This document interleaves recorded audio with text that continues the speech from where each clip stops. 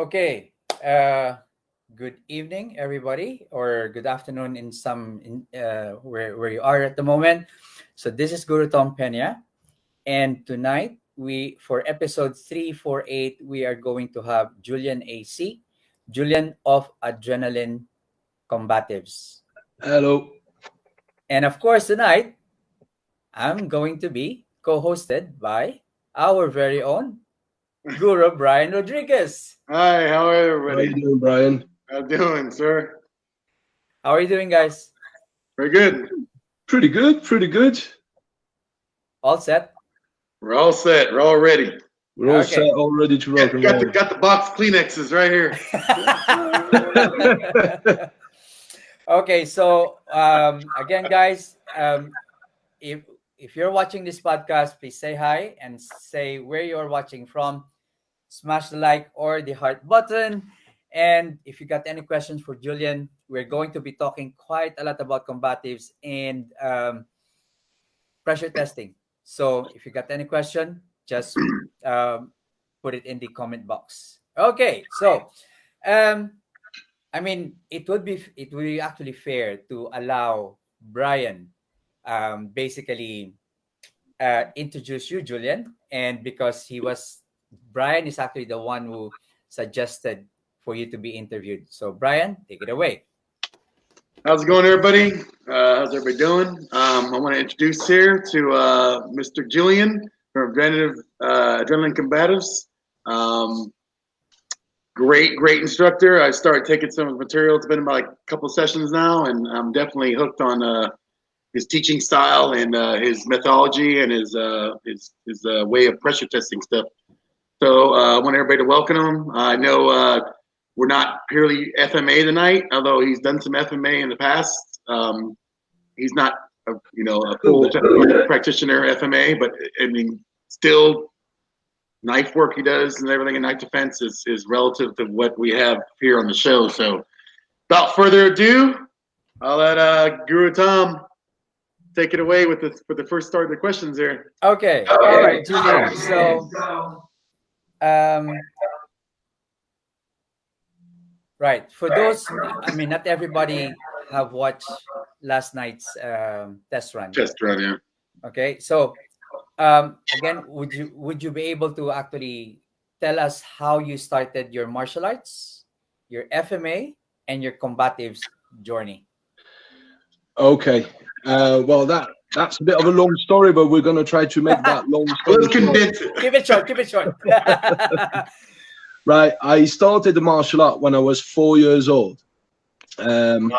If I remember well, it was really me seeing a Bruce Lee movie. The first time I've seen Bruce Lee on the TV, and I was there, and I knew this is what I wanted to do, And I've stuck to it ever since. My first martial art was judo. So I started judo when I was 4 years old.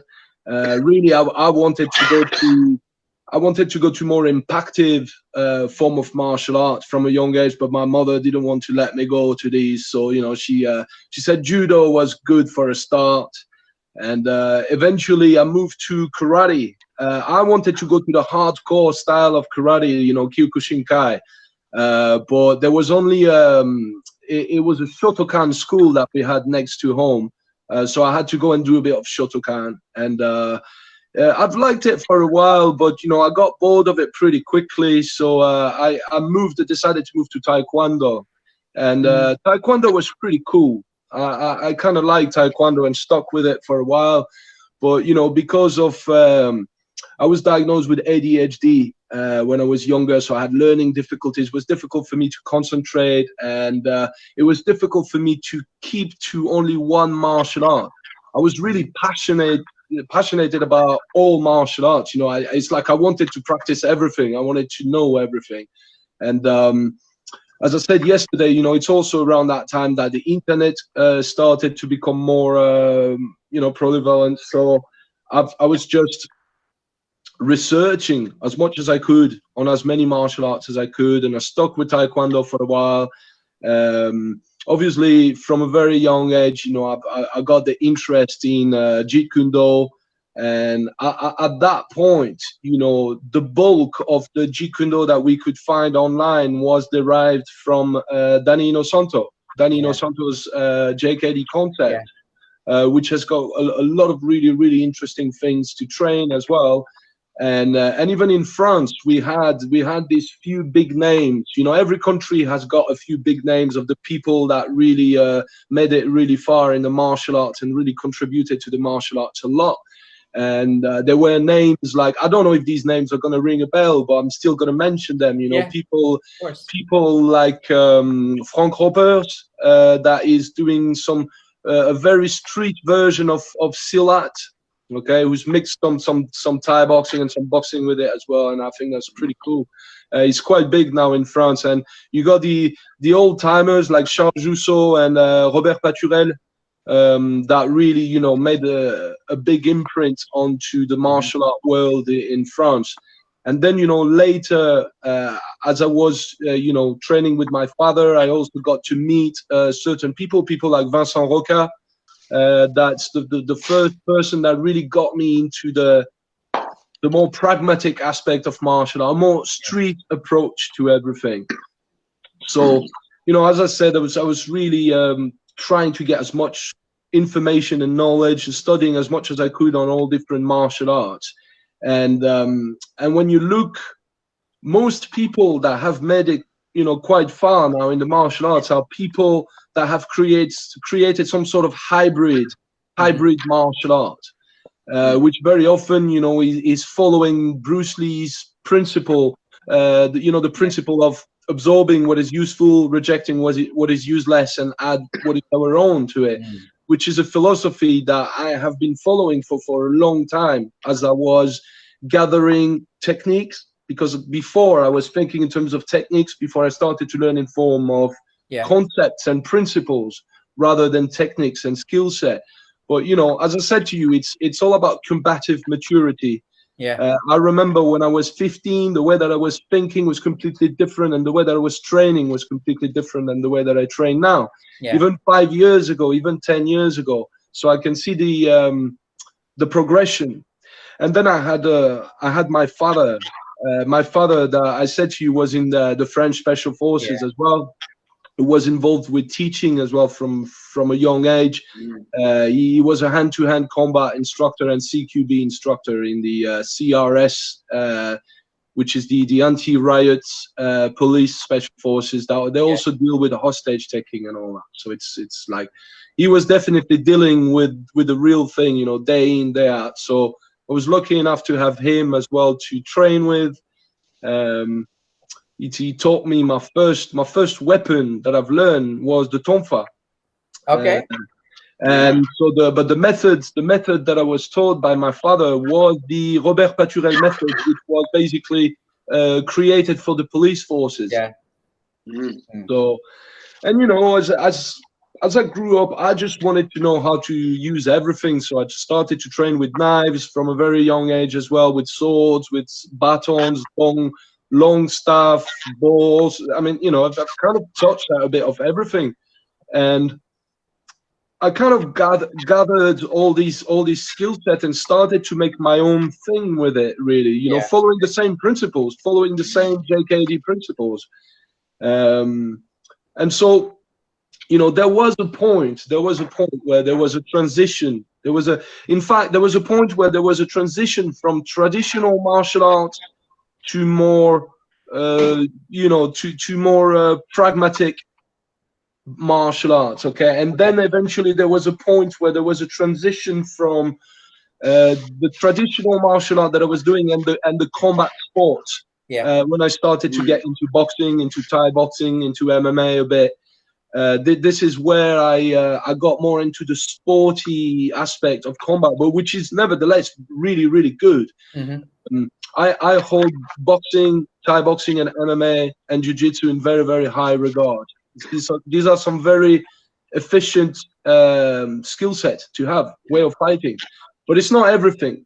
And there are still rules, you know, there's still rules and regulations, and there's still a lot of things that you can't do in a match fight. So really the thing that you know, it was a journey, and every time I met somebody, I was lucky enough to train with some of the best people in the world, and every time these people gave me a bit of knowledge, a little nugget of knowledge that was like, wow, you know, that made me rethink everything I thought. So at first, you know, it was the combat sport when I started to realize, wow, you know, it's completely different when there is resistance, when there is non-compliancy, and when you have to train force and force. And then eventually what happened is, I think around the time when I was living in Ukraine, I was watching, you know, Tommy Crothers from Scotland, from Glasgow. I've been watching him for years and years and years. And I started to get in touch with him at some point on Facebook. I remember when I was living in Ukraine, and I was working on my straight lead. And, you know, it was the first time when I was looking at the Ted Wong lineage, the Ted Wong Jeet Kune Do lineage, which was completely different than the Dan Inosanto lineage. It was more simple, more, I think, I mean, you know, I'm not into politics at all. I respect every single instructors out there, every single martial artist. People do what they do.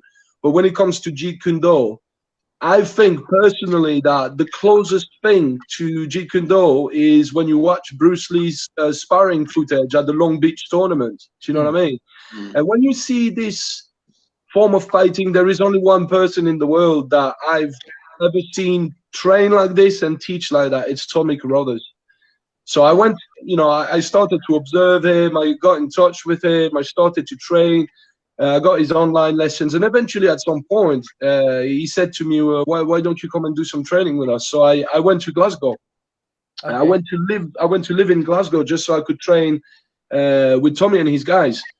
And this training with Tommy definitely Tommy is one of the person that had the biggest impact on the way that I view combat training, the way that I train and everything.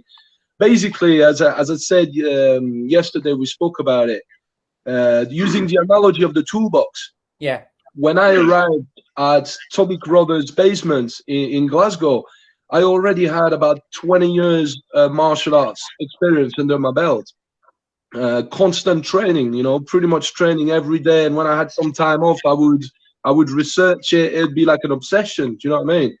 And when I arrived there, basically, I arrived with a massive toolbox with a lot of tools, too many tools.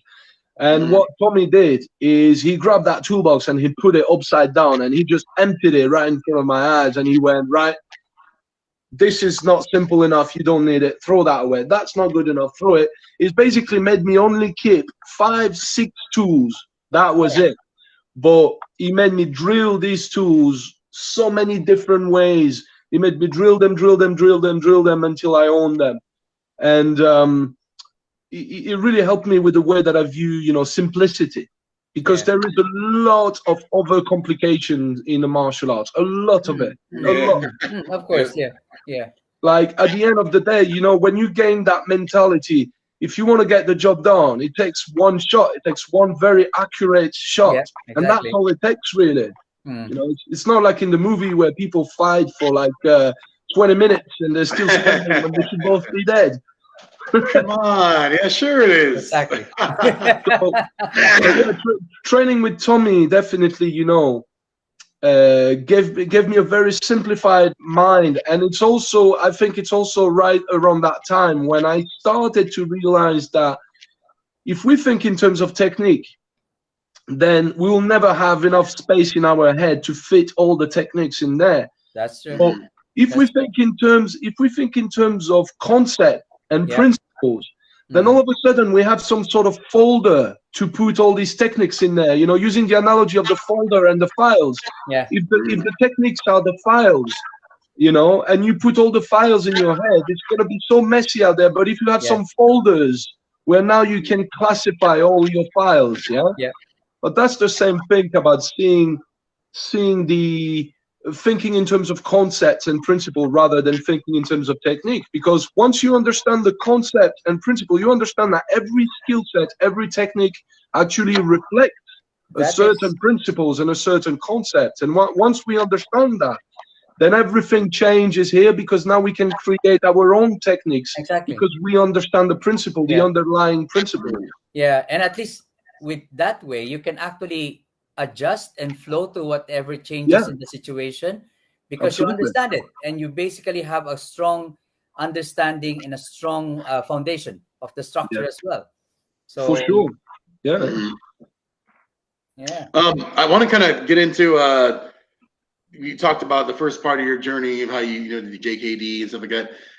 I want to get to the meat and potatoes of how you met Mr. Lee Morrison, and that guy. I mean, I have to speak. I never met a guy before in my life. Never interacted with him on social media or anything.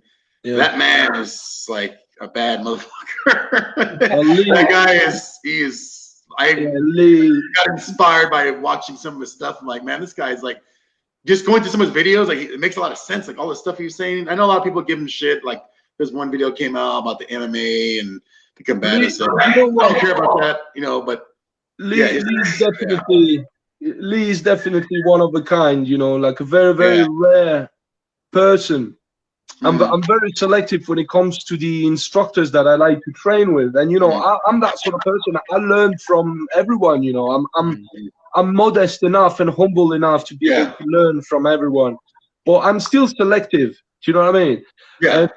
When you look at somebody like Lee Morrison, who's a great guy, you know, don't get on his wrong side. That's one thing for sure. But he's a really good guy that has got a big heart and who's helping people. Do you know what I mean? And he's been helping a lot of people, and he's been helping me a lot.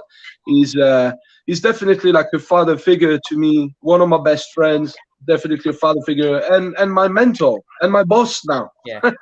Oh yeah, definitely. I was at that. Sorry, the Guru Tom. Have you seen some of Lee Morrison's material? I have actually. I actually even have a DVD of his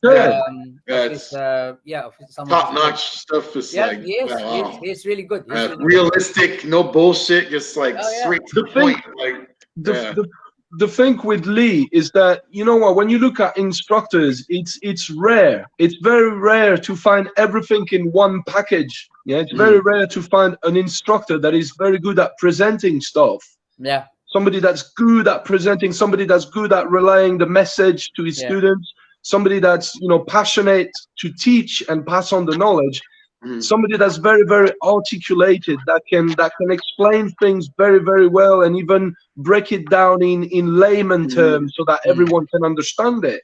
And on the top of that, he can fucking do it. Do you know what I mean? He can do it. At his age. Yeah. So what you know you see is absolutely amazing stuff. I don't think that anyone has done as. I mean, you know. There's a lot of people in this field, but that I know of, I don't know anyone that has done as much work and as much research as much as Lee did. Yeah. Because it's not only the physical aspect of it. It's not only, you know, what I really like about it's the mental and the psychological that goes behind it. And you know what I really like about you, like Lee, like. It's not theory. It's like shit that's been proven in the field. You guys have been in the shit. You guys have been in the trenches, and like, it's not just like, well, you know, if you come up to somebody, you could do this and that, well, you know, but like you guys have live it.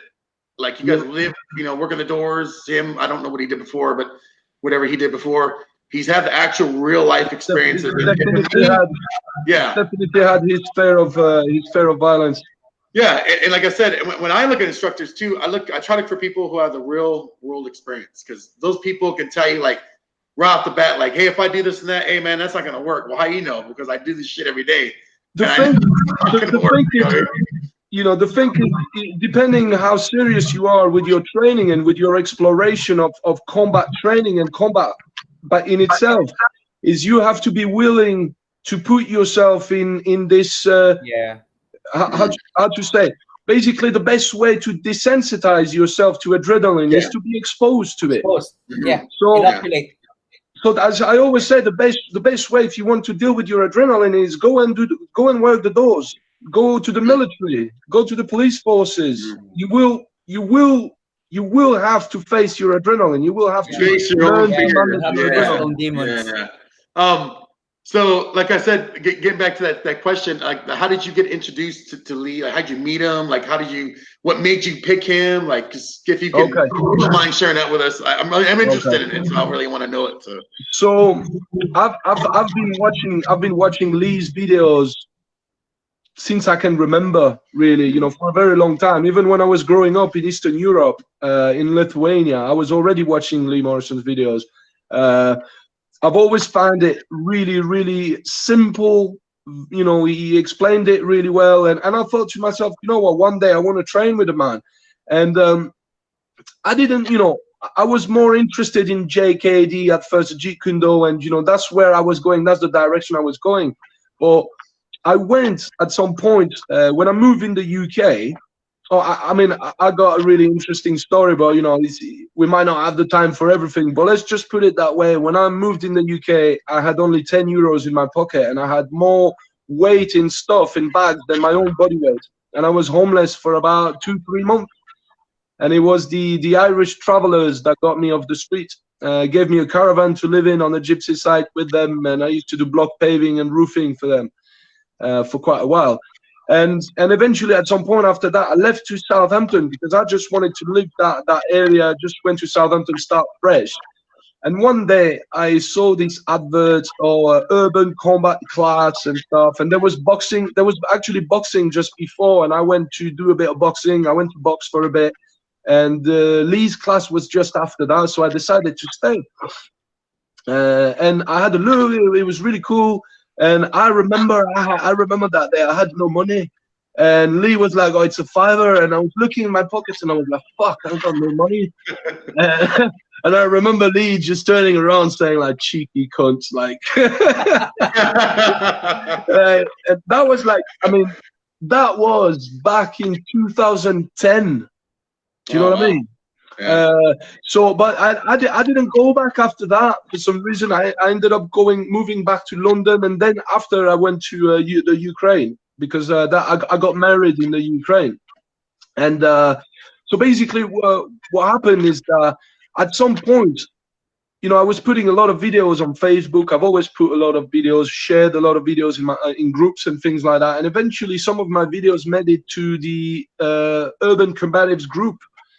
And one day I received an email from Lee like that out of the blue. You know, it was like getting a letter from Santa Claus. Do you know what I mean? It's just like.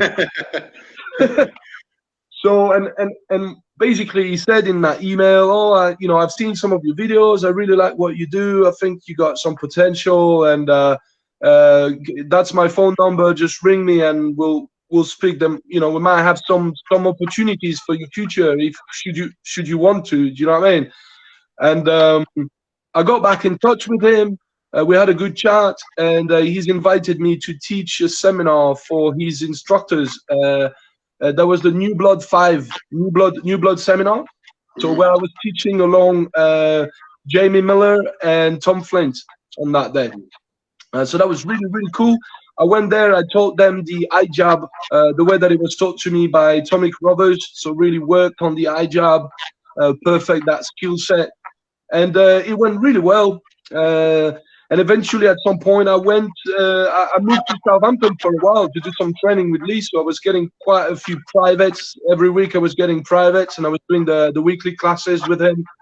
And, you know, I've been studying UC ever since. And, you know, eventually with the time, me and Lee got closer. We became friends, and, you know, we started to do more training, and eventually at some point he invited me to do the IDP, which was this year. I think he's got another one next year as well, which is the Instructor Development Program for Urban Combatives. Yeah.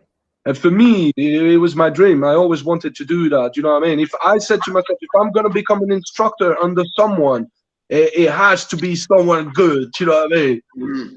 So yeah, I think Lee was a great choice. Plus, you know, UC Urban Combatives, it's like a brotherhood. You know, it's more than a school. It's really a brotherhood where everyone is there for each other. Everyone has got each other's back, which is weird when you see it because, you know, we're a bit crazy as well. You have to be, to train the way that we do, you have to be a bit Yeah, You know? I seen that shit. I'm like, Have to be a bit mental. they're all like, another person worth mentioning is I don't know if I want to butcher his name, is the other instructor, Michael Mulder. Oh, Mikhail Mulder, yeah, he's very good. Yeah, I butchered his fucking name. Sorry if you're watching, but Mikhail is very good. That guy's badass too. Yeah, I really like his material stuff too. Yeah. Mikhail is definitely the guy right now that's really killing it. You know, with UC, he's really doing well now. So he's definitely a big inspiration for me. He's doing a lot of great work, and I can see he's starting to develop things of his own as well, which is great. I hope at some point I get to that point as well. You know, because right now I've been studying UC for a long time, but I still got a lot of things to learn. I still got a lot of things to learn. And Mikhail is definitely doing really well. Him and his missus, Xenia, they're both doing really well. So really proud of them. Really respect that guy. Both those guys. Someday before I die, I like to meet. Those are two guys I like to meet, like in a seminar. And you too, obviously you as well. But I mean, man, to make a trip to Europe, go Tom. Send me a bed. Yeah, man. I sleep on the couch. Of course. So casa mi casa, bro. Same thing here, man. You're always welcome. How did Adrenaline Combatives, like, what's like come about, like, as far as like, did you merge material or how that kind of? Okay, so at first, the funny thing is that a long time ago, I've called my thing Urban Combat Science. Okay. And eventually, at some point, there was a bit of because it was a bit too close to Urban Combatives, and me and Lee had a little run-in because some people came to see him and said, "Look, he's copying you, he's copying your material, he's copying your name and thing almost." Do you know what I mean? You always have trolls and people that got fuck all else to do that will just go and try to throw banners in your work. But I've always had a good intention. My intention was always to help people. I was never just here to copy people's stuff. In fact, I don't even believe in that. We're all individuals at the end of the day, and nobody reinvents the wheel. There's nothing new under the stars. But at the same time, I give credit where it's due. When I show stuff that I've learned from somebody, I'm like, Lee's the same. He always gives credit to where he learned stuff from. So, and we all learn stuff from a bit everywhere anyway. Do you know what I mean? Mm-hmm. So yeah, it's all about it. It's all about, like we said, absorbing what is useful, rejecting what is useless, and add our own sauce to it. Do you know what I mean? Yeah. You were Tom. I interrupted you. I apologize. I knew you were going to ask him a question. So. No, that's fine. I was just actually reading a comment from Brett here. Howdy, gents, my buddy. I respect much, though I don't apply his way.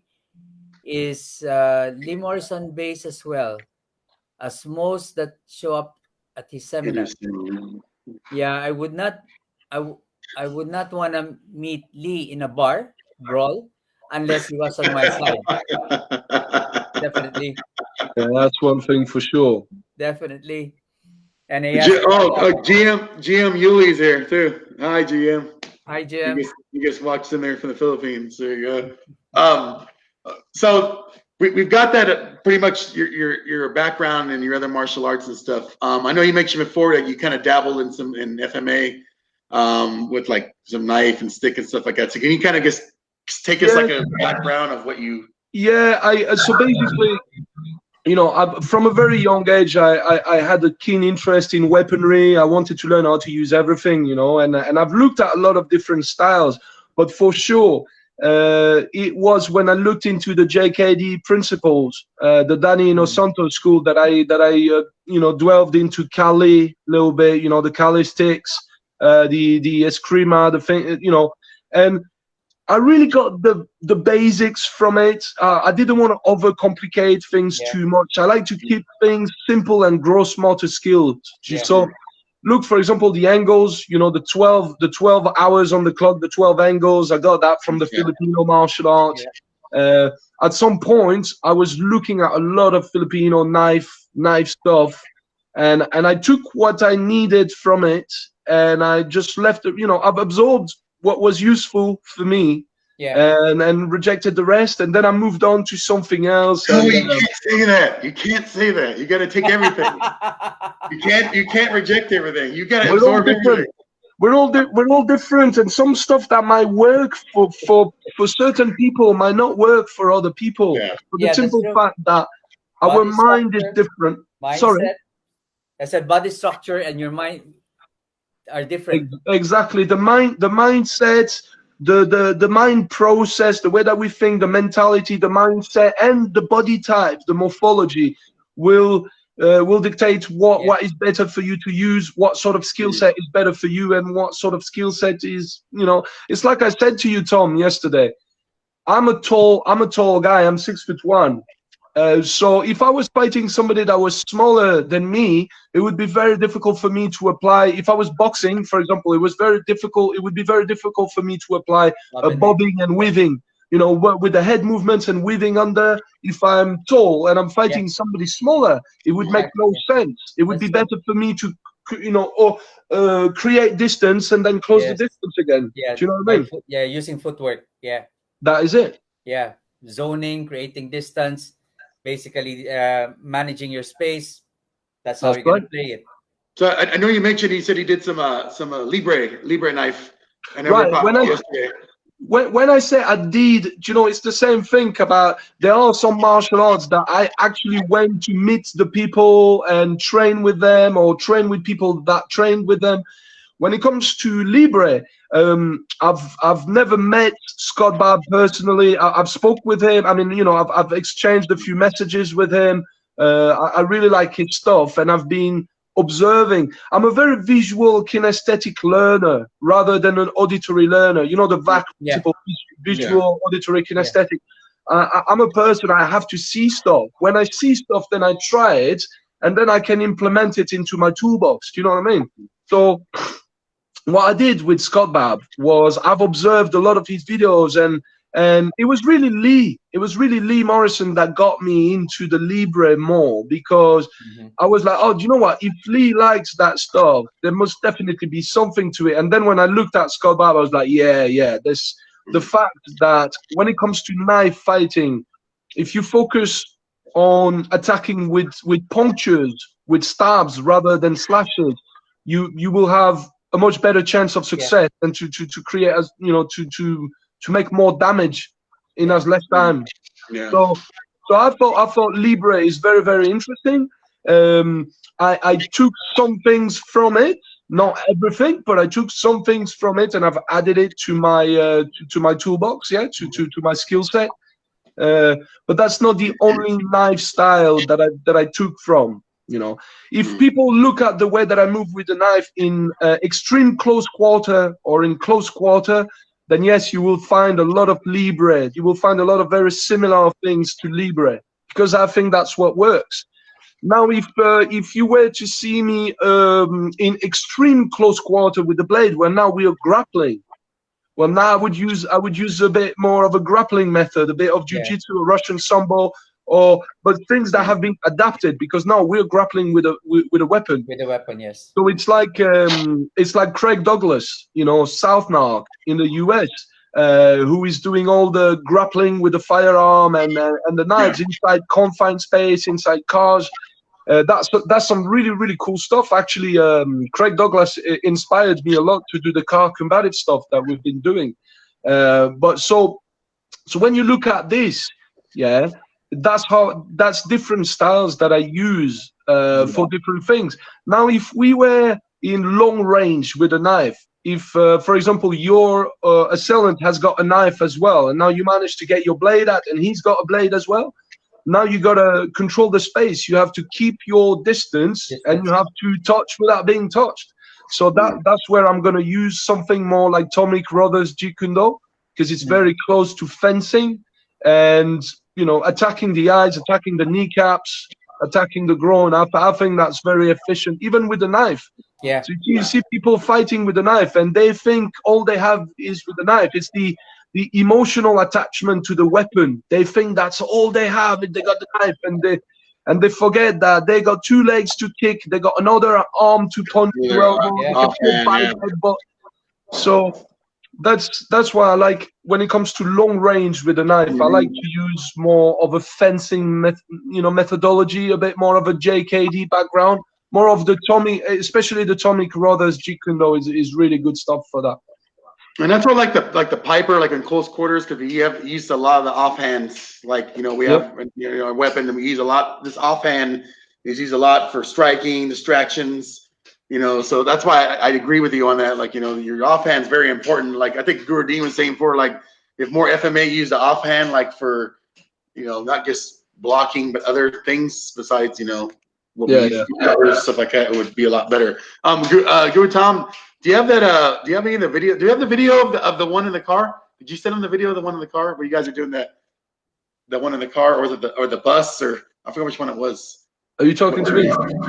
Yeah, I'm talking to you. Yeah. All right. I've sent 3 links yesterday in the group chat for some videos. The one in the car, the one in the bus. Yeah, if you can pull it up, Tom. Okay, I'm gonna put it. Lower us down. I'm gonna put it. Some really great stuff. You guys got to see this. Yeah, we had a lot of fun filming that for sure. Yeah, I kind of want to do that too. Yeah, sure. Just get slapped in the head. Is it pulling up? Hold on.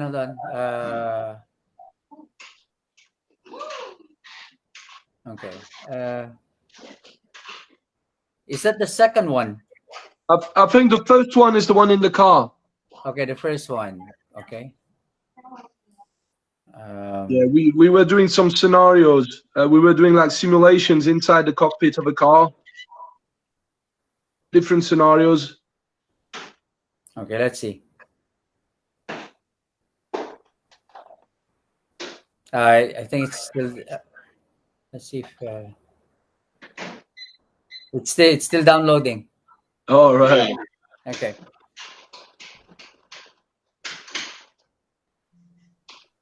All right. Yeah, I think it's good you're doing those too, like real world stuff like that people can see like it applied instead of just talking about it. You can actually see it.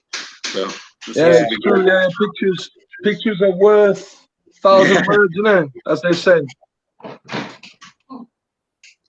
Okay. I'll let you know when it's ready. Oh, okay. We're all sitting there like.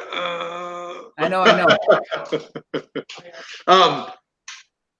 Yeah, it's I think that was great. You posted those videos. A lot of people see. I know. I think I watched that car one like 2 or 3 times. I used to show it to people at work, and they're like, "Man, these fucking guys are nuts. They're beating the shit out of each other." I was like, "You guys gotta check this shit out." On my phone, I was like, "They're looking, man, that's awesome." They want to do it. So I was like, "It's definitely good fun." Yeah. The one in the bar is what I like. I don't know if you ever sent the video of the one in the bar where you're having a drink and that guy's like, "What are you looking at?" And you're like, I forgot what you said. These are scenario trainings where I love it. Yeah. We add dialogue, role play, to make it more realistic, basically. Okay, I think it's ready now. Okay.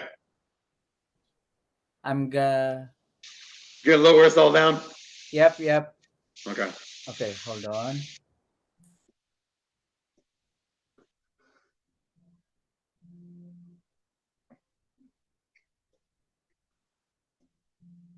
I'm going to leave you there, Julien, so that you'll be able to explain to them. Okay. Explain what? Oh, mate, no, I haven't seen it, man.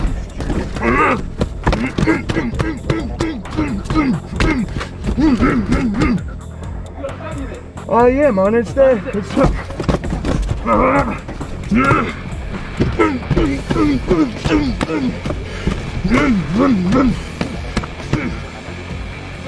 I can't really see the video, so what I can explain is what we were doing were simulations and scenario training, where we were taking it, it wasn't full contact yet, but we took it to a good 60-75% intensity.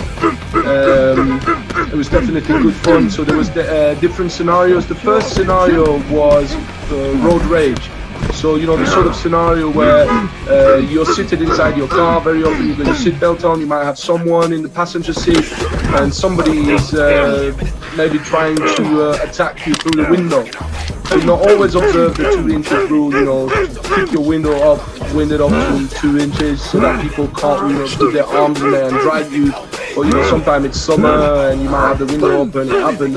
And imagine somebody trying to drive you out of your car while you're seated in your car. That would be the first scenario that we did. And then after we had a look at bladed threat inside the cockpit of a car, where now you're seated in a car next to somebody, and that somebody tries to access a weapon, access a blade. And either you got your seatbelt on or you don't need to train both, because you need to train the fine motor skill that it takes to, you know, to touch your belt and trace it down in order for you to get free from your seatbelt so that you can deal with the threat at hand. So that's the second sort of scenario that we had a look at, okay, dealing with a bladed threat inside the car. What else did we have? Oh yeah, we had knife hold up as well. We trained knife hold up. So if somebody's got already a blade on your throat or anywhere on your body, demanding maybe your money or whatever, and you have to deal with it there and then. Okay? So we had a lot, you know, we worked a lot of things, and as I said before in those videos, the most important thing in there is to learn to generate knockout power from restriction, from a sitting position, for example, which is, you know, for a lot of people it's difficult because everyone is used to strike from an ideal position, ideal foot positioning where you got proper weight transfer, you can build a solid kinetic chain through the correct application of body mechanics. But when you're sitting, now it's much more difficult to strike with power, you know what I mean? And so this requires a lot of training. We got some pad work inside the car, we got different types of pad work. We have solo pad work, or partner pad work, through the window of the car or inside the car. You know, you should be able to throw all your extreme close quarter tools from a seated position, from a lying position, from a kneeled position. You know, you should be able to strike with power from any position, and that takes a lot of time and practice to be able to achieve. But with enough training, you know, you get there. I don't know where you are on the video because I can't see the video. Or, you know, it was to explain a bit about the video. Oh, yeah. There you're back. Yeah, actually, it's nice. You in the video you basically showed like situations wherein your attacker is coming from outside, they're trying to get inside, and you got like also situations wherein you're seated together. Yes. So did you have to like layer when you do all these drills? Yeah. What do you mean layer? So that basically you can isolate certain skill sets, certain. Yes, that's what we do. That's what we do. So look, for example, I got an impact module inside the car where we're just going to put some big boxing gloves, you know, some 16-ounce boxing gloves. We're going to put them on, and we're just going to batter each other. Just strike, no grappling. We can't grab, just strike. Okay. So this is to train, to learn to first of all to get hit inside a car, to become comfortable with getting hit hard inside a car, and also learning to strike. As I said, striking from restriction, striking with power from restriction. So that would be one module where we isolate just the striking. Okay, so we would just go in the car and punch each other up, you know, and work on covering up, you know, and then work on the different type of skill set, like the 3C, you know, cover, crash, and counter. Things can be applied also inside the car. Then let's just say we would like to just work on the grappling. Yeah. So now we're gonna take the boxing gloves off, and we're just gonna grapple, no strike. The only thing we can do is apply submission. So, you know, choke or any submission that would work from inside the car, okay? That's what we would do. That's where we would isolate our grappling skills, okay? Then we could make grappling even more difficult and do what South Now boys are doing in the US, which is grappling inside a car with somebody that has got a weapon on him, like a gun or a blade, and, you know, and see how we deal with this. And then we could just isolate another skill set, which is attacking the eyes. Yes, we could just work just on attacking the eyes, eye jabs, a rapid eye blitz from inside the car and all that. And then what we could do is put it all together. Put the protections, put the headgear on, put the groin guard and the MMA gloves on so that we can grapple and strike. Yeah. And then we put it all together and see where it goes. Do you know what I mean? You try all sorts of crazy things, even a knife on knife inside the car, inside the cockpit of a car, where you got no space Nowhere to to run go. away. Yeah. It becomes, we call them blender drills, where Yes. both of you are gonna get stabbed and cut, but it's a mindset thing. It's really to work on the mindset. Who's gonna put more holes? The mindset of, I'm gonna put as many holes in your throat in as less time as possible, and I'm gonna try to get stabbed as last time as possible. It's a mentality. It's not martial art. It really is a mentality.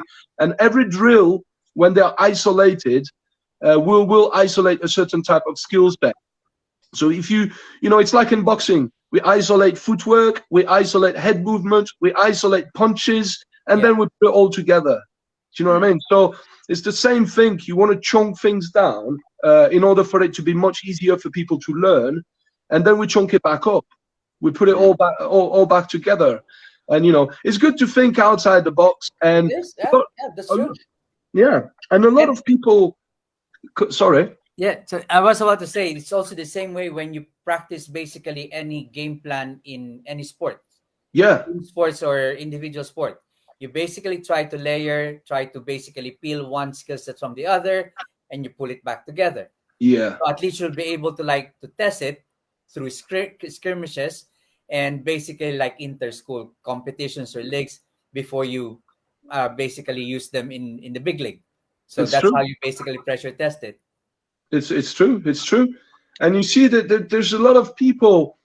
I've noticed it. Okay, I think that life is the most important thing, isn't it? Life.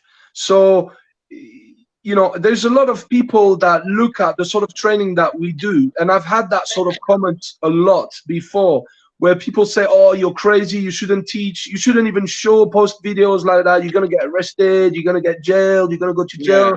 Yeah, if people use that, they're gonna go to jail and stuff. And I'm like, dude, you've never been in a life or death situation. You have absolutely no idea of what would happen in your body. What would happen, And it's like, people are more scared to go to jail nowadays than they are afraid to die.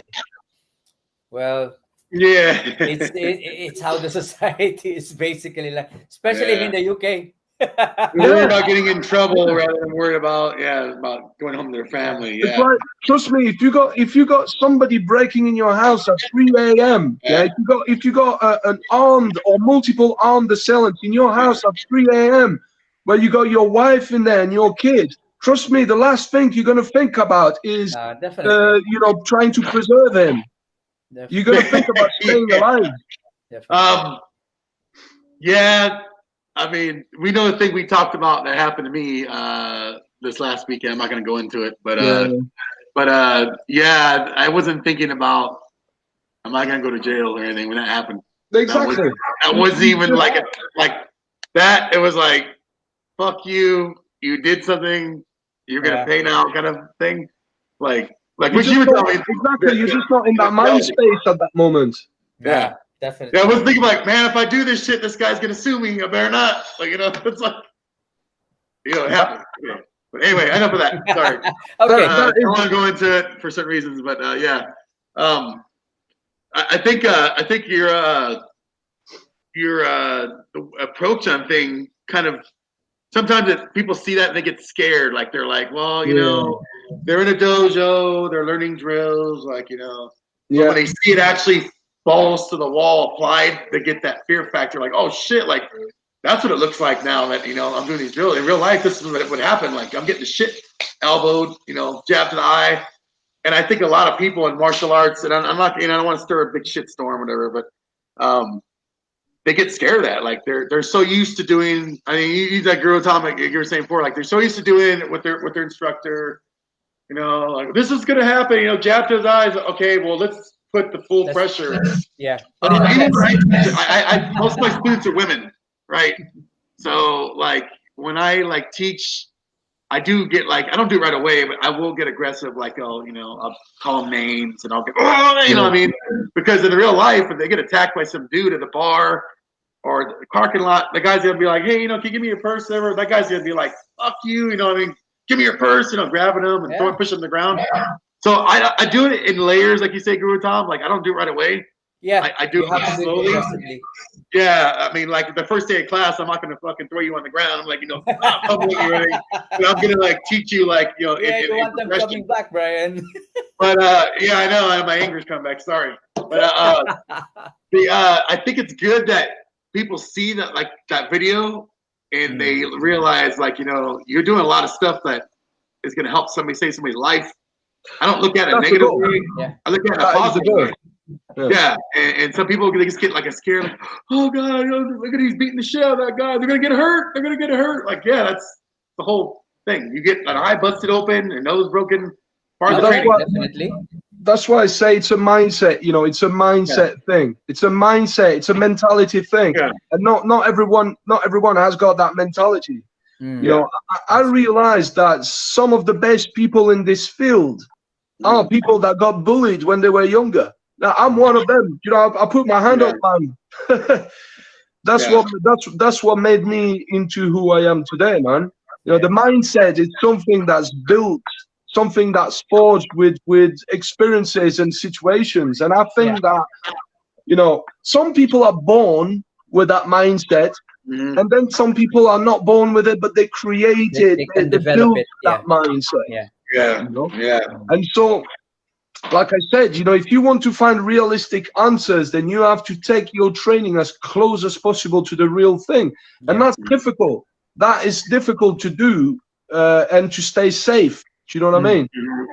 And it's good you did it in the cars, because if you were to just do that shit like in a gym, like you put two chairs together and you're simulating you're in a car, like there's all kinds of room for you to move in. You can cheat and get away with it. But when you're in the cab of that car, there's nowhere to go. You're stuck. That's one thing that I like. That's one thing that I like. I love to train in the working environment. Yes. So, for example, you have to. Yeah. When I used to assist my father in Eastern Europe to provide training for the Lithuanian, it was the 2nd Regiment of Internal Forces of Lithuania, the military, the Lithuanian military. What we were doing is, at some point we were teaching in a jail, because some of the people we were training were a rapid reaction team inside like the big penitentiary in Vilnius, Lithuania. Oh, yeah. It does get dirty there. And so that's where we trained. That is where we trained, because this is where the people that we train are working. So we had to put the training in their working environment to make it more realistic.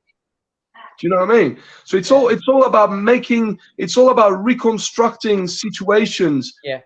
And you need a scenario, you need a theme, you need role players, you need kits, you need various things for it to work.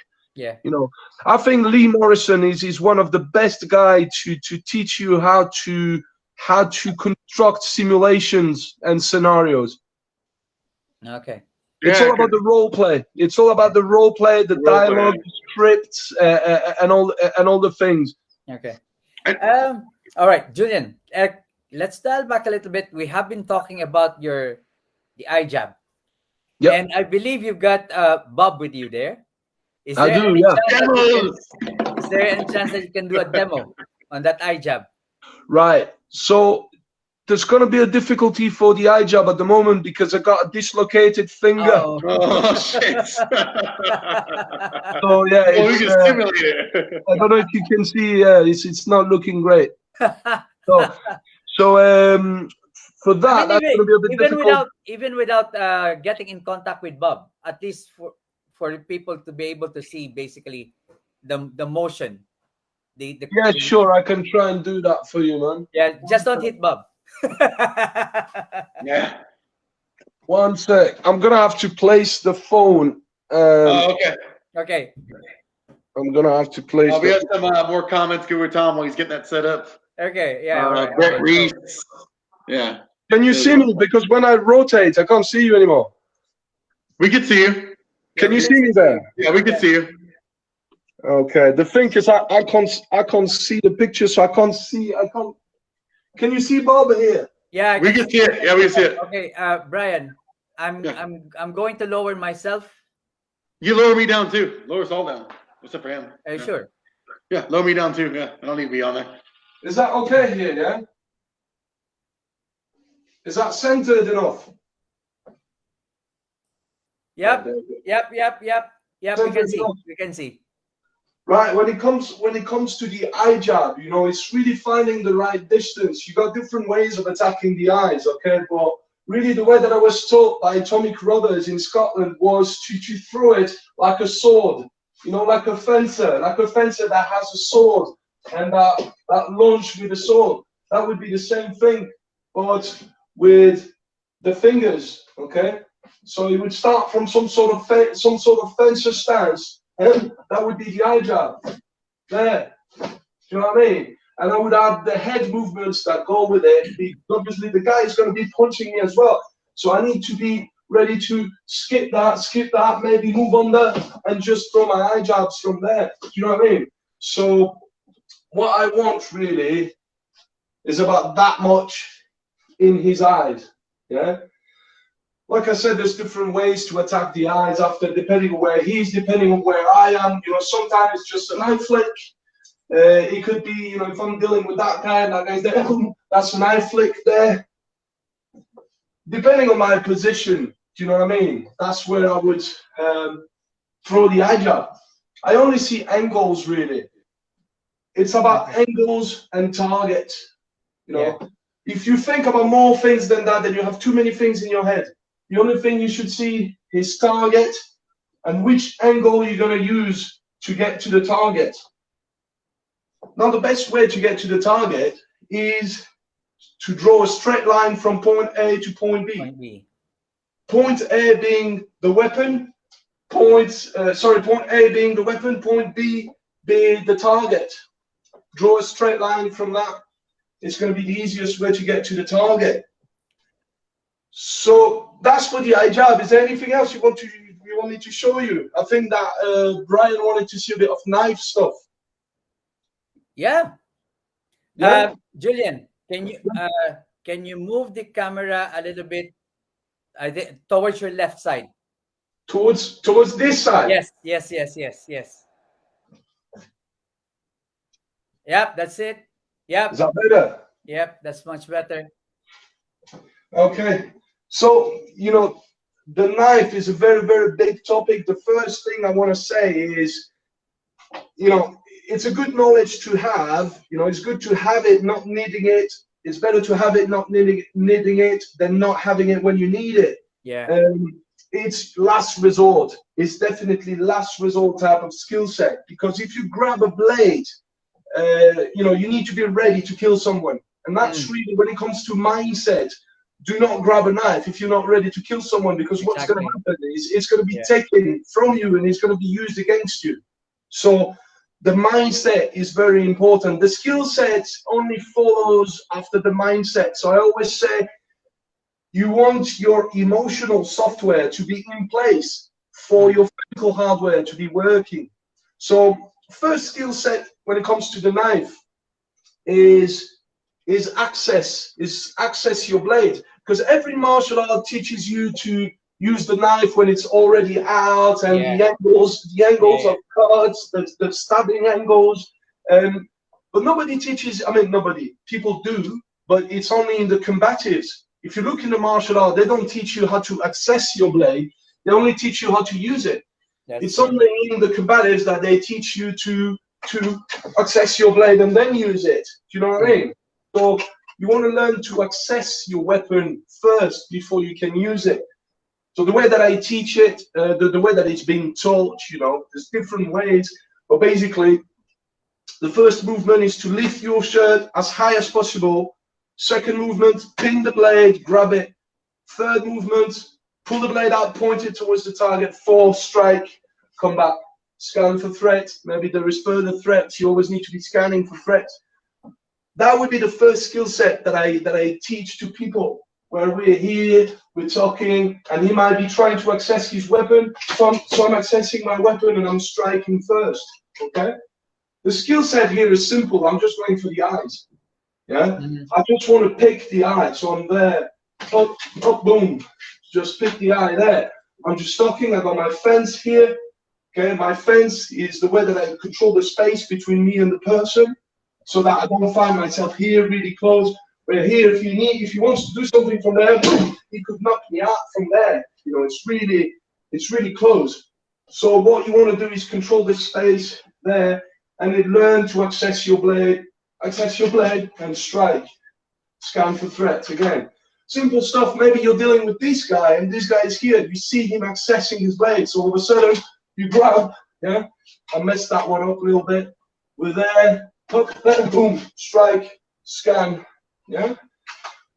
This would be the first skill set. Once you learn to access your blade, then you can go entry. So there would be an entry, a follow-up, and a finish. We always think about beginning, middle, end. Okay, beginning is here when I'm too far to touch him. Middle, I'm here, I'm accessing my blade. Yeah, and I'm striking, for example. Yeah. If I was to use an entry from here, well, I'm going to do something, access the blade here, I access the blade, and I'm coming here to the side. Now I apply footwork to get on his outside. Where now I can control, and I can use different, different ways. Once again, the only thing I see are targets and angles. Yeah. After, in terms of the knife itself, the skill set, there are different ways to hold the knife. You got hammer grip, reverse hammer grip, ice pick grip, reverse ice pick grip, and there are many things you can do from there. You know, the basics is learning all the angles, the 12 angles on the clock. But once you know that, then you can work. You can work puncture, stab. So if I'm here and I was going to trap that hand, he's got some sort of boxing position here because I put a piece of string here. Yeah. His arm too. Because otherwise his arms are quite open. Yeah, it's too wide. I like his arm to be closed, so that now I can work on how to get through his guard in order to get through his neck. Vital points here, carotid, jugular. Yeah, that's what I want to go for. Ideally, I want to put the blade in here, and I want to rip the trachea. Yep. I want to take the trachea completely out. Yeah. If I had to negotiate his hands before I got that, maybe I have to trap. So maybe I'm there, yeah, I'm here, and I'm there doing something else. If I had to maybe go there, hook, go there, cut, come back with this, it's all the different zones after that you go for. Or in priority, what you want to get. Yeah. You want to put him out of commission as fast as possible. Create maximum damage in as less time as possible. So the difference between combatives and martial arts, for example, where in martial arts, look at the Filipino, where they're going to teach you the different angles, do you know what I mean? There, and this is all very martial arty, this is all very nice movements, do you know what I mean? But in combatives, it would be more, as soon as I get to there, I'm here, I don't need all that fancy stuff, all I need is to put as many holes in him as possible. In as less time as possible. Guns, yeah. So it's not about the beauty; it's about efficiency. It's about results. The thing is, if you're basically like using knives and you're protecting your life with it, you don't have time to be all beautiful with it or aesthetic with it. It's dirty. There's no point. There's no point. Yeah.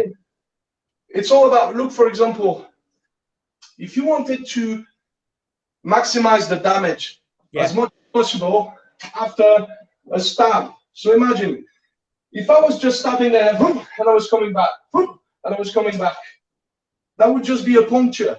Of course, it would create a lot of damage. If I wanted to maximize that damage, what would I do? I would put the blade in and rip it out. Yes, exactly. I want to aggravate the wound. I call that wound aggravation. Make it bigger. Once the blade is here, am I range the blade, or am I steer the blade, or am I rip? Yeah. Same thing here. If I get the femoral, I'll pick the femoral and I'll rip that. Yeah.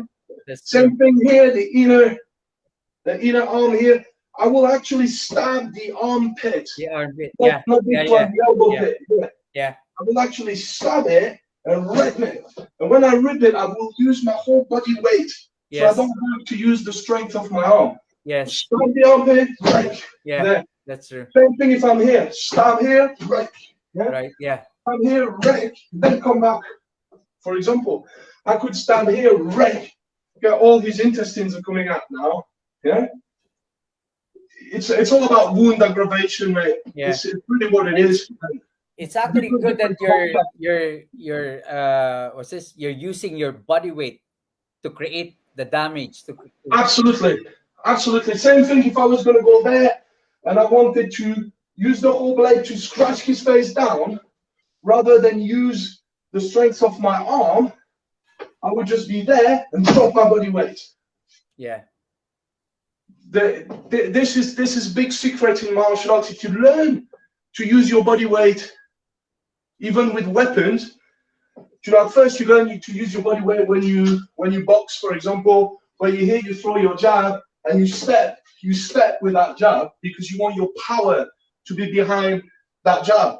Same thing in Jeet Kune Do with a straight lead, where you hear, you want your body weight to be falling behind that punch. That's true. Okay.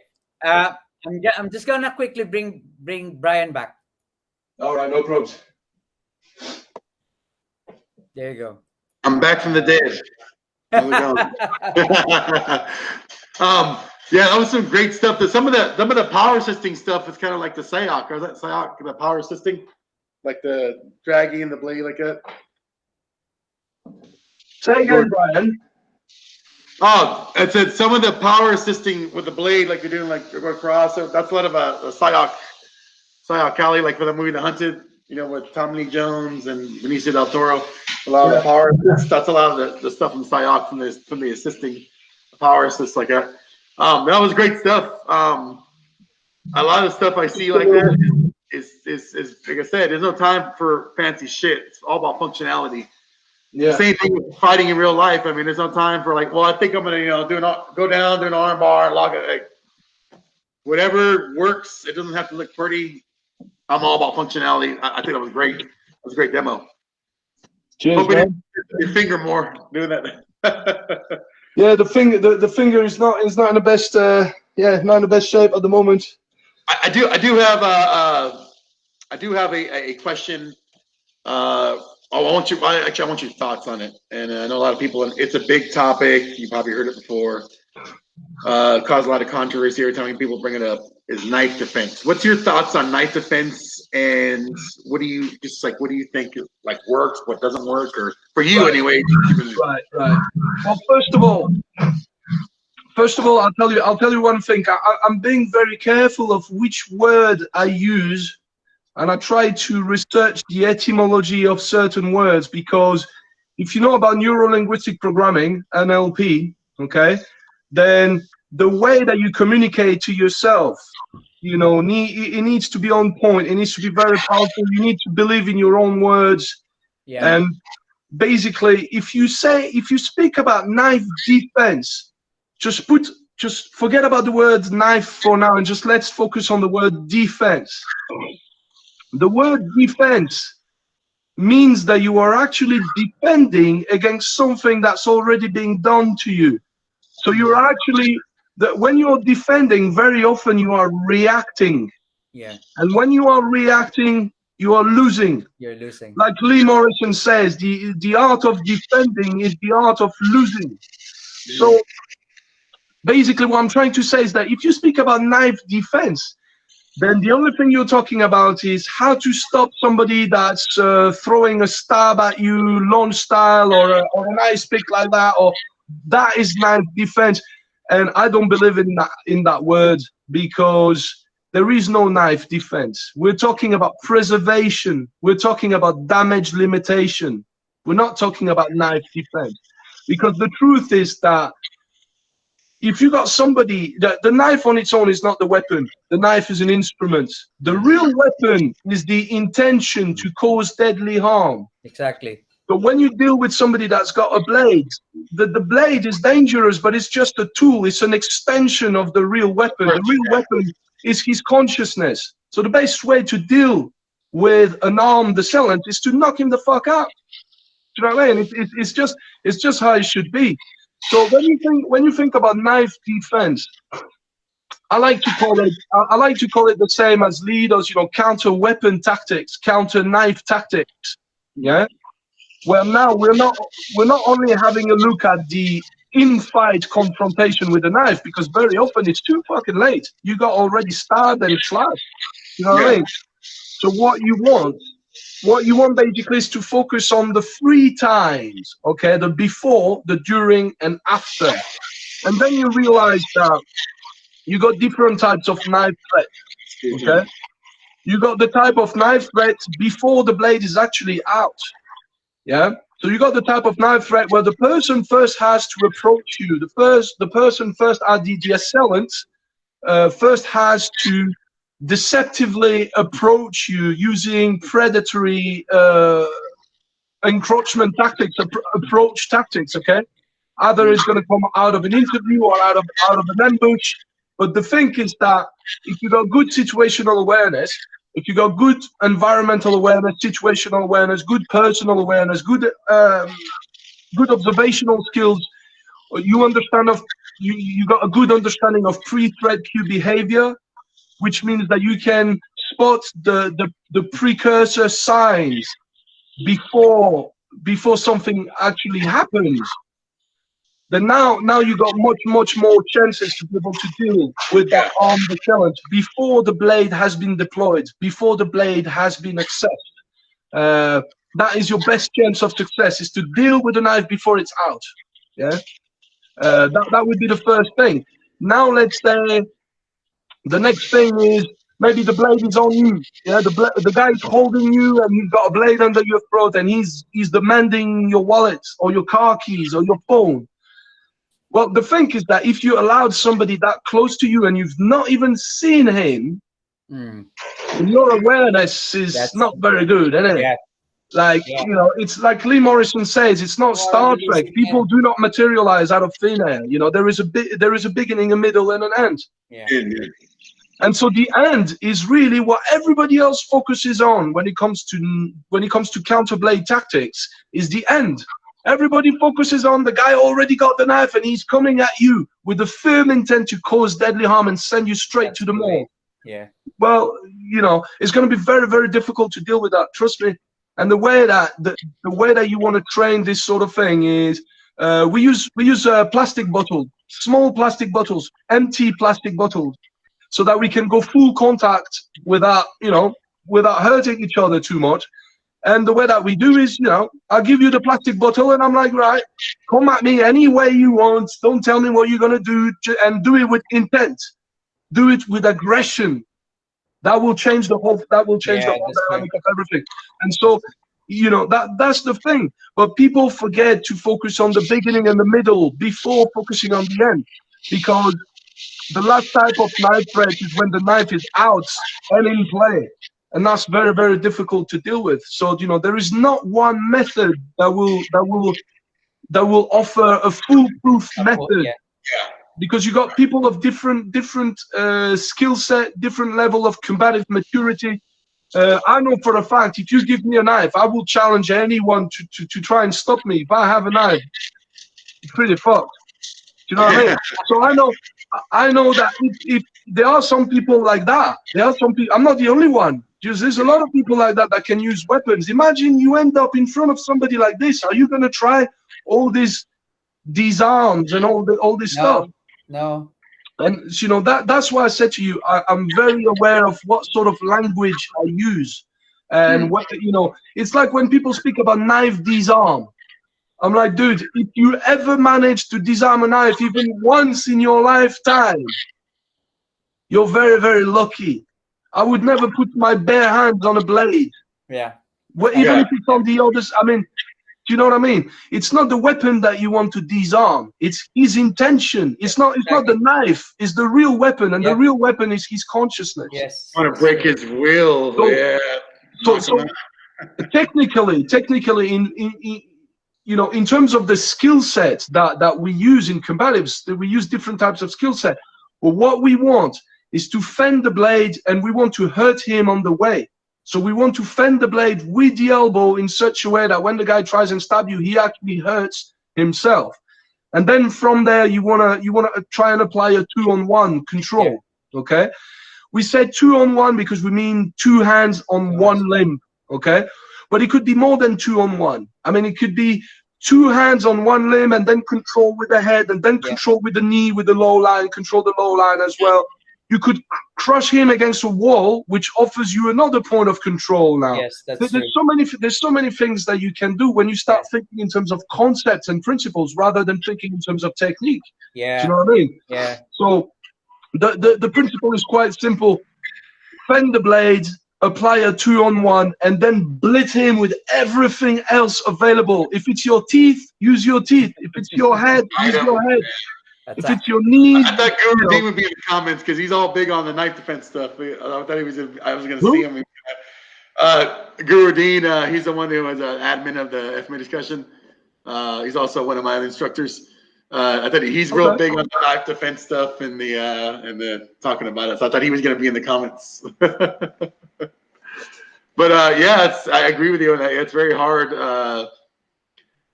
I mean, you have to pressure test that stuff as well too. So, a lot of people don't do it. So it's just all theory.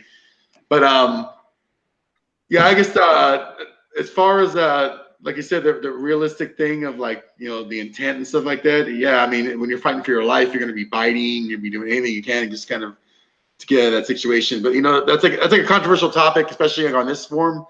Like the knife defense stuff, everybody has their own opinion of what you should do, and this system does that, this system does that, disarm. Just put it in the lab.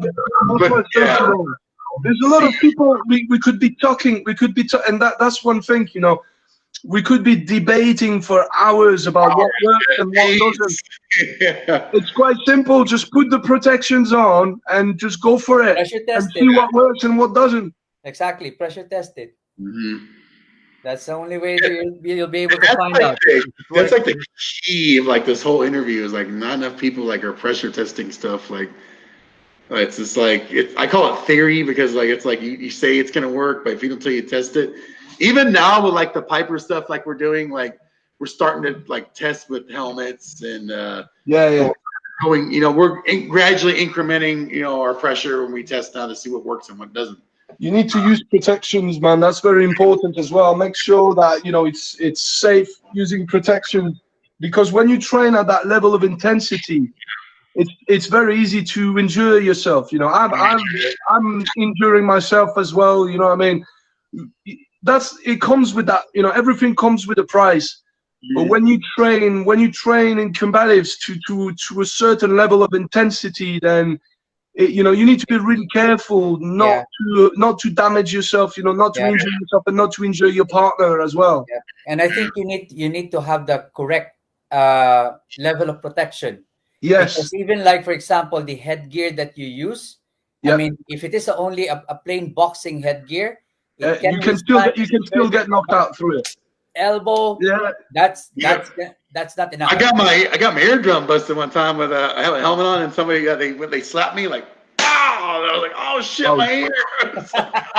That's true. I couldn't hear out there for a while. I was like, So I personally like. I know this is totally off topic, but when I went to this last seminar with Professor Jack Hoffman with Professor Joe, and he, as soon as he started a seminar, it's like, you got a cup on, you got safety glasses, you got cards. I was like, because I trained him, online with him before, and even online when he was doing the, you're getting hit, like punched in the balls, in the head. He's like, you got to have all. I was like, I got everything right here. So we bought it, and I had some girl kick me in the nuts, and and she like punched me in the face. Quite a lot as well. Yeah, so I was like, and he understands the value of protection. Like he's like, you got to protect your hands and everything.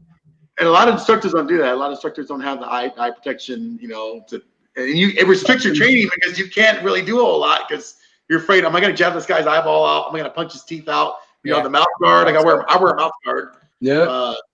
You got to have all that stuff. Otherwise, you're not going to get the most out of your training. You need to think about preserving your body. I mean, I've seen a few accidents happen through the years, different places where I've been training.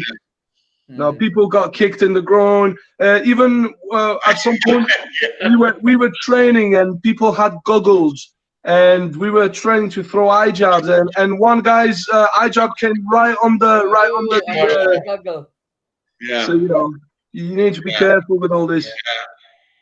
Oh yeah, I know that already. Yeah. You need to have the appropriate protection as well, because at the end of the day, you have to protect yourself from. But when you see a lot of videos, you don't see people wearing eye protection. You don't see people wearing mouth guards. It's just it's not glamorous, Brian. Well, I mean, yeah. Nah, just kidding aside, but yeah, you have to make sure that you wear the right protection. That's very important. Yeah. You want to train on the long run, that is. Yeah, I mean, there was one time we. Because we do run like a similar course, so we already have like a medium level of whole body protection. Okay. The moment the person, like for example, because most of my students are like bigger than me, and they can derive more force with their body, I can still feel everything passing through me. So at night, I was like, oh yeah, okay. take a bubble bath. Conditioning. Especially the neck. Every time that you're basically your head get bashed and everything, you get the whiplash. Yeah, exactly. You're gonna feel it. So that is why the go-kart brace. Yeah, so that's what we use actually in UC, because we make our own headgear in UC in Urban Combatives. Because as Lee says, through the years training, we realized that there is no, even if you look at the Predator suit, Bill Kipp Predator suit, which was one of the first suit that could really take a full shot, straightforward full shot to the head, and the whole body would go as a unit because of the structure of the suit. There wouldn't be that whiplash. Now, if you look at Spartan suits, which are basically a copy of Tony Blauer's high gear suits, which are really good. I think they're really good suits. But once again, it won't take full force impact to the head, especially on the side. It will not go. So what Lee did, and his lads, was to create a helmet out. I think it was a American football helmet with a skull cap on it, and he added a neck brace, and he put it all together with some judo matting around it, and taped it all up. It's been working pretty well, because you don't get this. Yeah, that's one of the worst part actually of wearing that particular suit. Yeah. So the first time I wore it, I was like, oh yeah, okay, I can take this on. And then the next thing you know, I get okay. Yeah, I said the same thing when I got that RDX groin protector. I was like, I can take a kick to the balls. This fucking green kicked me in the nuts, and I was like, oh fuck. we modified the groin guards as well, so that we can actually put a bit more power in there when we do the stress test. So yeah, there is a way to modify your groin kicks so that it really takes a considerable amount of impact from it. Right. Obviously, you need to learn how to ride it as well. Learning to wear the armor is a skill set of its own. I'm about to get some old that's true. On there. That's actually true. You need to learn how to ride it. Yeah. That's why, especially if you're the one wearing it, you also need to learn how to adjust. Should I basically resist this, or should I just ride it? Yeah, exactly. Oh man. So I got couple of final questions for you. I know we're coming up like an hour and a half already. What's your future goals with Adrenaline Combatives? Where do you see yourself? Where do you see yourself going with the future of Adrenaline Combatives and yourself? Like, what are your future goals? Like, as far as what you want to achieve? Like, well, that will really depend. That will really depend on what what opportunities are presented to me by the universe. But just put it that way, I think that I always wanted to teach full time. I always wanted to do that full time. My goal is to really do what Lee Morrison did for years, which is to teach abroad, to teach seminars a bit everywhere, all around the world, see the world, help people that need my help. And that's really where I see myself. Like I said, it really depends of what the universe has in store for me. But things are looking good. Things are looking good slowly but surely. I'm building a little following. And if basically like people want to learn from you, online or face to face, how do they get in touch with you? Okay, so right now we're working on the website. My friend, one of my students' friends, he's doing my website for me. So we're working on that at the moment. Hopefully it should get online at the end of this year, maybe beginning of next year. And on there will be access to all my video tutorials, because I got over 40 hours of video tutorials that I'm going to remaster them, by the way. So I'm going to add more stuff to it. But I'm going to have a lot of different services on there. I'm going to have different modules as well. I'm going to aim for corporate work as well, if I can. Do you know what I mean? Because I got ideas for taxi companies, for railway companies, for airway companies, fighting from a seated position and then all that sort of thing. Yeah. So there's that. There's going to be obviously a lot of seminars. I teach one monthly in Manchester area. And hopefully, you go.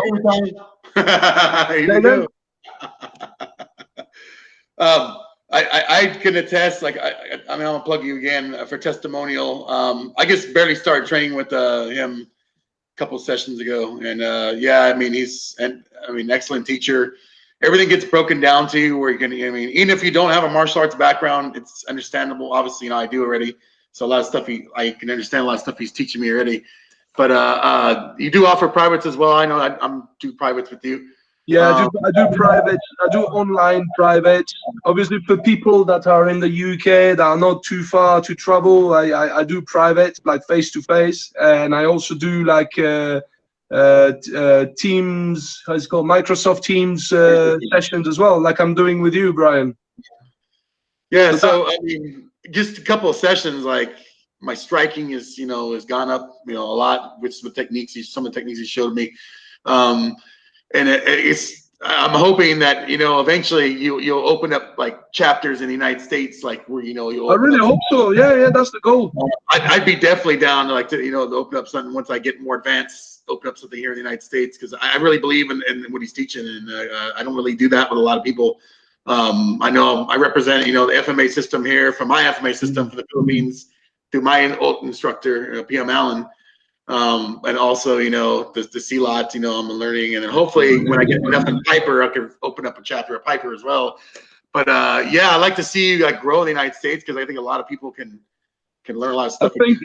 I got the feeling that things are there's definitely gonna be some things to do in the US, because people in the US, the stuff that I do is going to be more relevant to people that can actually arm themselves. Do you know what I mean?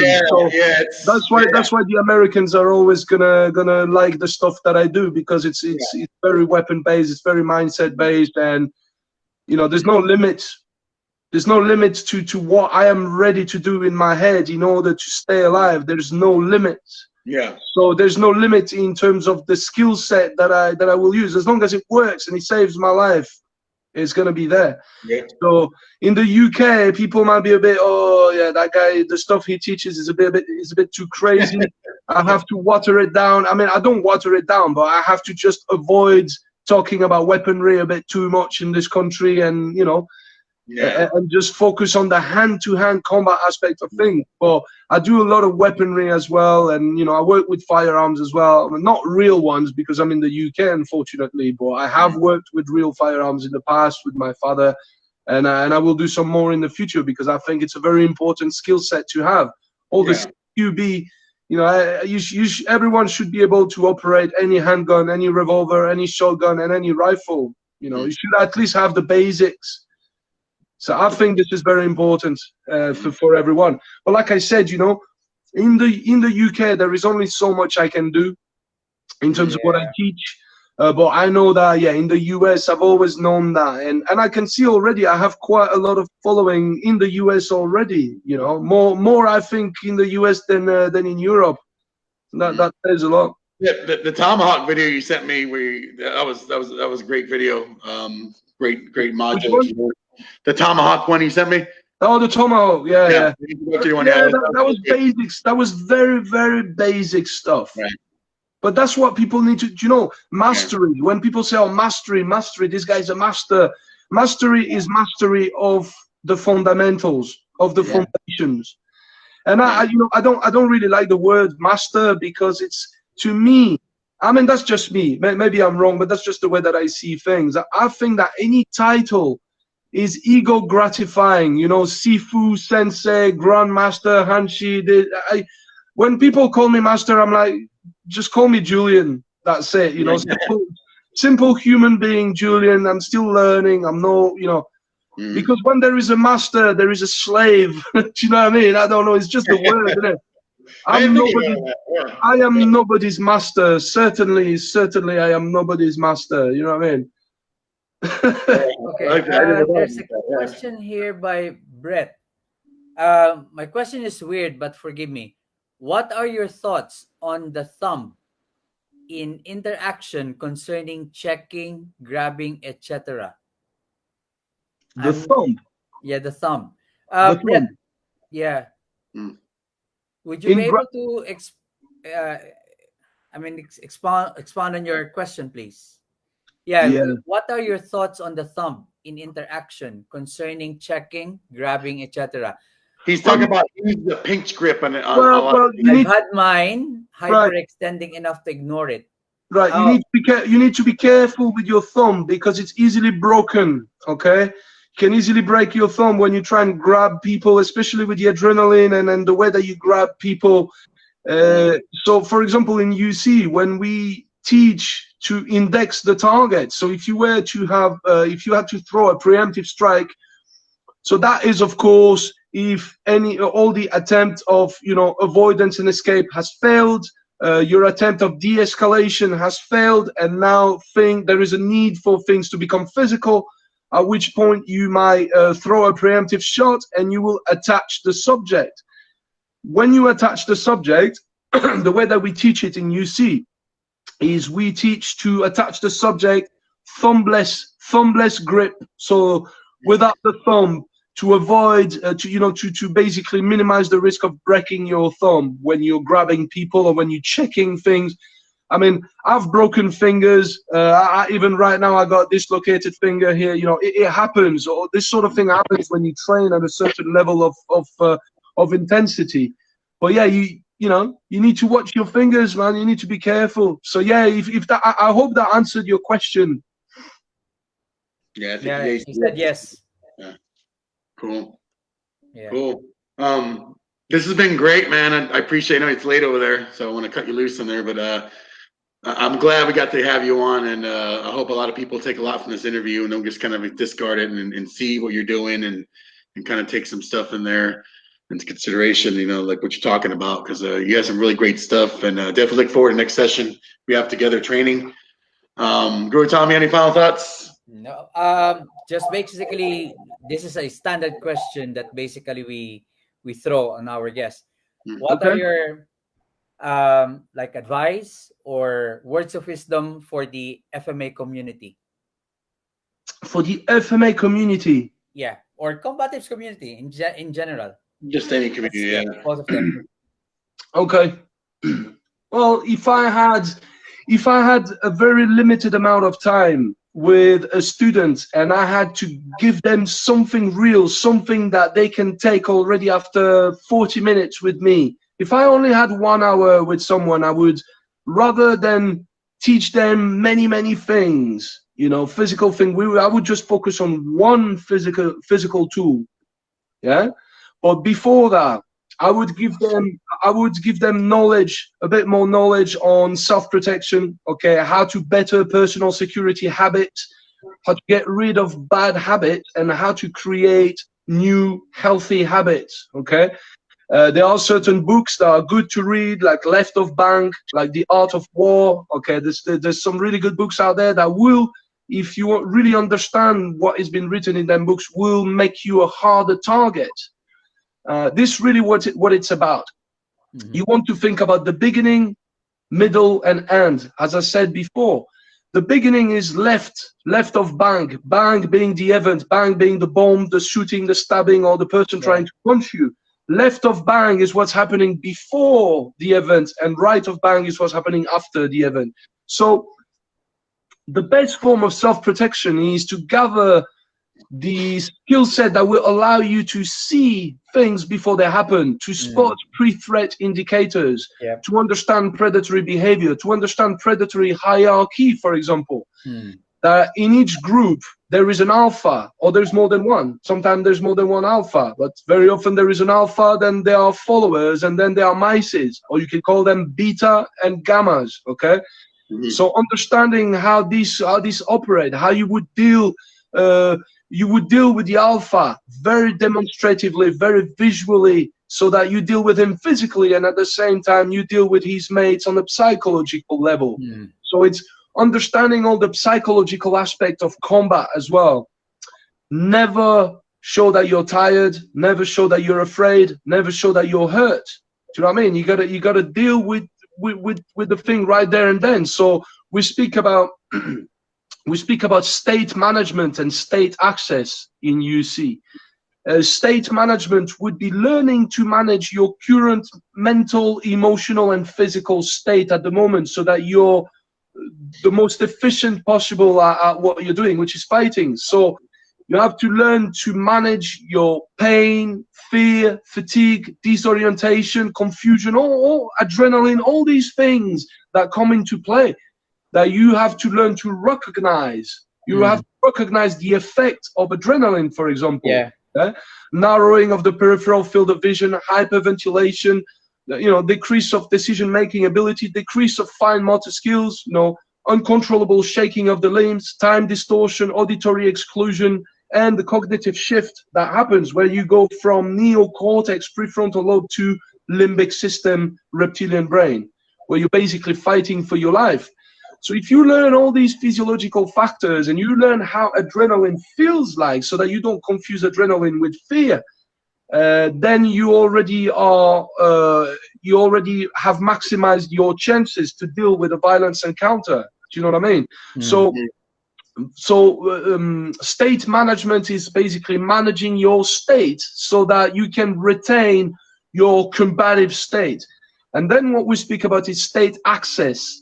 Now, when you have learned to manage your state, your mental, emotional, physical state, you will now learn to access your mental, emotional, and physical state, okay? And that would be learning to access high level of aggression on switch, yeah? You should have a switch built up in your head so that when you go on, you become this antisocial animal, killer instinct. You will do whatever is necessary to survive.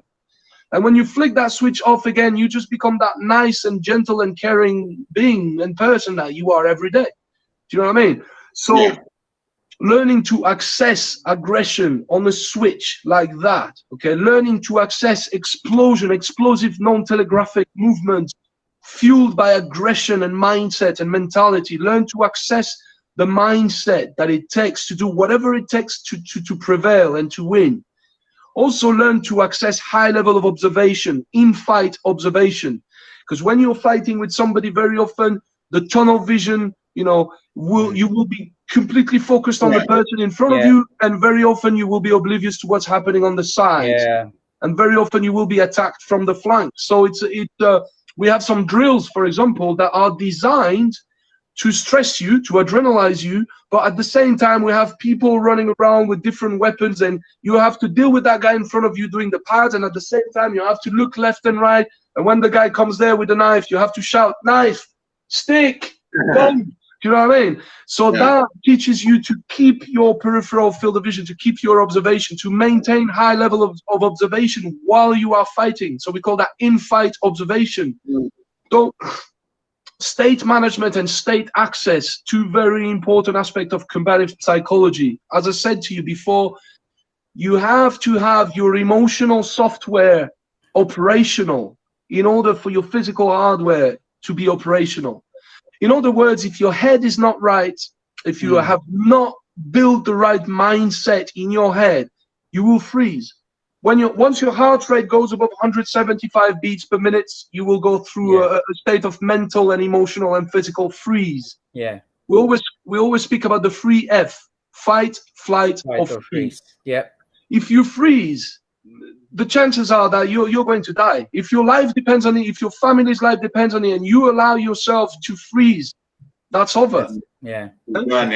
So the most important is to maintain the heart rate below a certain threshold in order to retain cognitive functions to a certain degree, so that you can retain your motor functions to a certain degree. Yeah. That's true. Because when the cognitive shift occurs, roughly about 90 beats per minute to 100 beats per minute, this is when you start feeling all the effects, all the physiological effect, the physiological factors of adrenaline. The amygdala is here. It sends a signal to the adrenal glands, and then you have different types of adrenal releases. You know, you have slow release, fast release, early release, late release. You know, you got double release, triple release. You know, it really depends what sort of situation you're going through. So it's learning how to when I say personal awareness on the top of situational awareness and environmental awareness, it really means, like Sun Tzu used to say in The Art of War, you have to know yourself as much as you know the enemy. Know yourself, know the enemy, and always dictate the battleground. Never allow the enemy to dictate the battleground. So by knowing yourself, and that's where you train. That's when we train hard. Know that you can take a punch and keep moving forward. Know how taking a punch is going to make you feel. Know the difference. There's two types of people in the world. This type of people, when they got punched, they're gonna cry, spit out some blood, and put their hands up and say they don't want anymore. And then there is the type of person that gonna get punched, they're gonna spit some blood, and they're gonna turn into the devil, mate. Yeah. You know what I mean? Yeah, so definitely.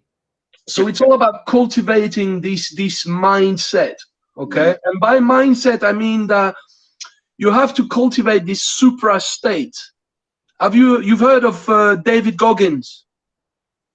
Yes. Yeah, we're talking about before, yeah. David Goggins, that have done some amazing things just by becoming Goggin. Do you remember? Yeah. That was his alter ego, his supra state. When he was becoming his alter ego, there was no task that he couldn't achieve. Yeah? So it's all about creating this superhero in your head, creating this supra state, this alter ego image that you will access when you need it. It doesn't mean that this is who you are every day. No, it's who you are prepared to be in order to do whatever is necessary to stay alive and keep your family alive. So it's basically, you know, it's like you tell yourself, right, when I hit that switch on, I become my supra state. I become my alter ego, and nothing can get me. You know what I mean? Even if it's not true, it's irrelevant. Whether it's true or not is irrelevant. What is relevant is that you believe it to be true. Because if you believe it to be true, then it's operational in your head. Then your head is in the right space. Then you have activated the emotional software, so that now the physical hardware can be operational and work full capacity. Do you know what I mean? So it's all very important to focus on, you know, on the psychology of everything. And not only that, you know, you want to focus on a bit of criminology as well, understanding the different criminal archetype, understanding the different criminal motivations. So very often when it comes to criminal motivation, I speak about three main motivations. Either they are after your properties, either they're after your body, or they're after your life. or all three of them sometimes. So after also, you know, using the OODA loop, using the tools that we've been given from certain really cool people from the US Army, like Colonel John Boyd, you know, Colonel Jeff Cooper with a color code. This is all really interesting stuff. Understanding how your thought process happens and how to make it quicker, how to make your OODA loop quicker so that you can respond quicker than the assailant. And you know, I always say action beats reaction. And that's very important to understand, because when you react, you're defending. When you're responding, you are being proactive. So let me rephrase it. When you are reacting, you are using a reactive physical dynamic. When you are responding to a stimuli and not reacting, now you are using a proactive physical dynamic, which means that you get more intelligent response. Yeah, that is it, bro. Because you got more time to come up with the right answer. The thing is that when you react, you're rushing. When you're rushing, you're forgetting things, and you're not always doing things right. Yeah. So it's very important to learn how to build this default response. And in combatives, you know, everything that, in terms of the physical skill set, everything that we train is very, very simple. The toolbox is gross motor, strictly gross motor skills that are very easily applied and retained by the limbic system when you go reptilian brain. Yeah. So this is the physical aspect, which is very, very simple, principle based, and backed up by mentality and mindset. And that's the biggest thing that people need to work on when it comes to combat training for the real life, you know, for the life or death situation, is you want to build a mindset. I know I'm a very spiritual guy, by the way. You know, I got my crystals here, I got my Buddhas everywhere, I burn some sage, I meditate, I do breath work, you know, I mean, as much as I can, really. You know, I'm not doing it as much as I should, but, you know, I believe in helping people. But at the same time, I have built this entity inside my head. It's in the prison of my mind. It's in the prison. I don't let it loose. It's always in the prison unless I open the gate. It's like when I open that gate, anything that is in front of me is going to die. So it's not who I am every day, because I'm a nice person and I love people. I really do. You know, I love people. I love everyone. I love nature. I love life. Do you know what I mean? But if anyone dares try to take from me what I love the most, I know what I'm ready. I know what I'm capable of.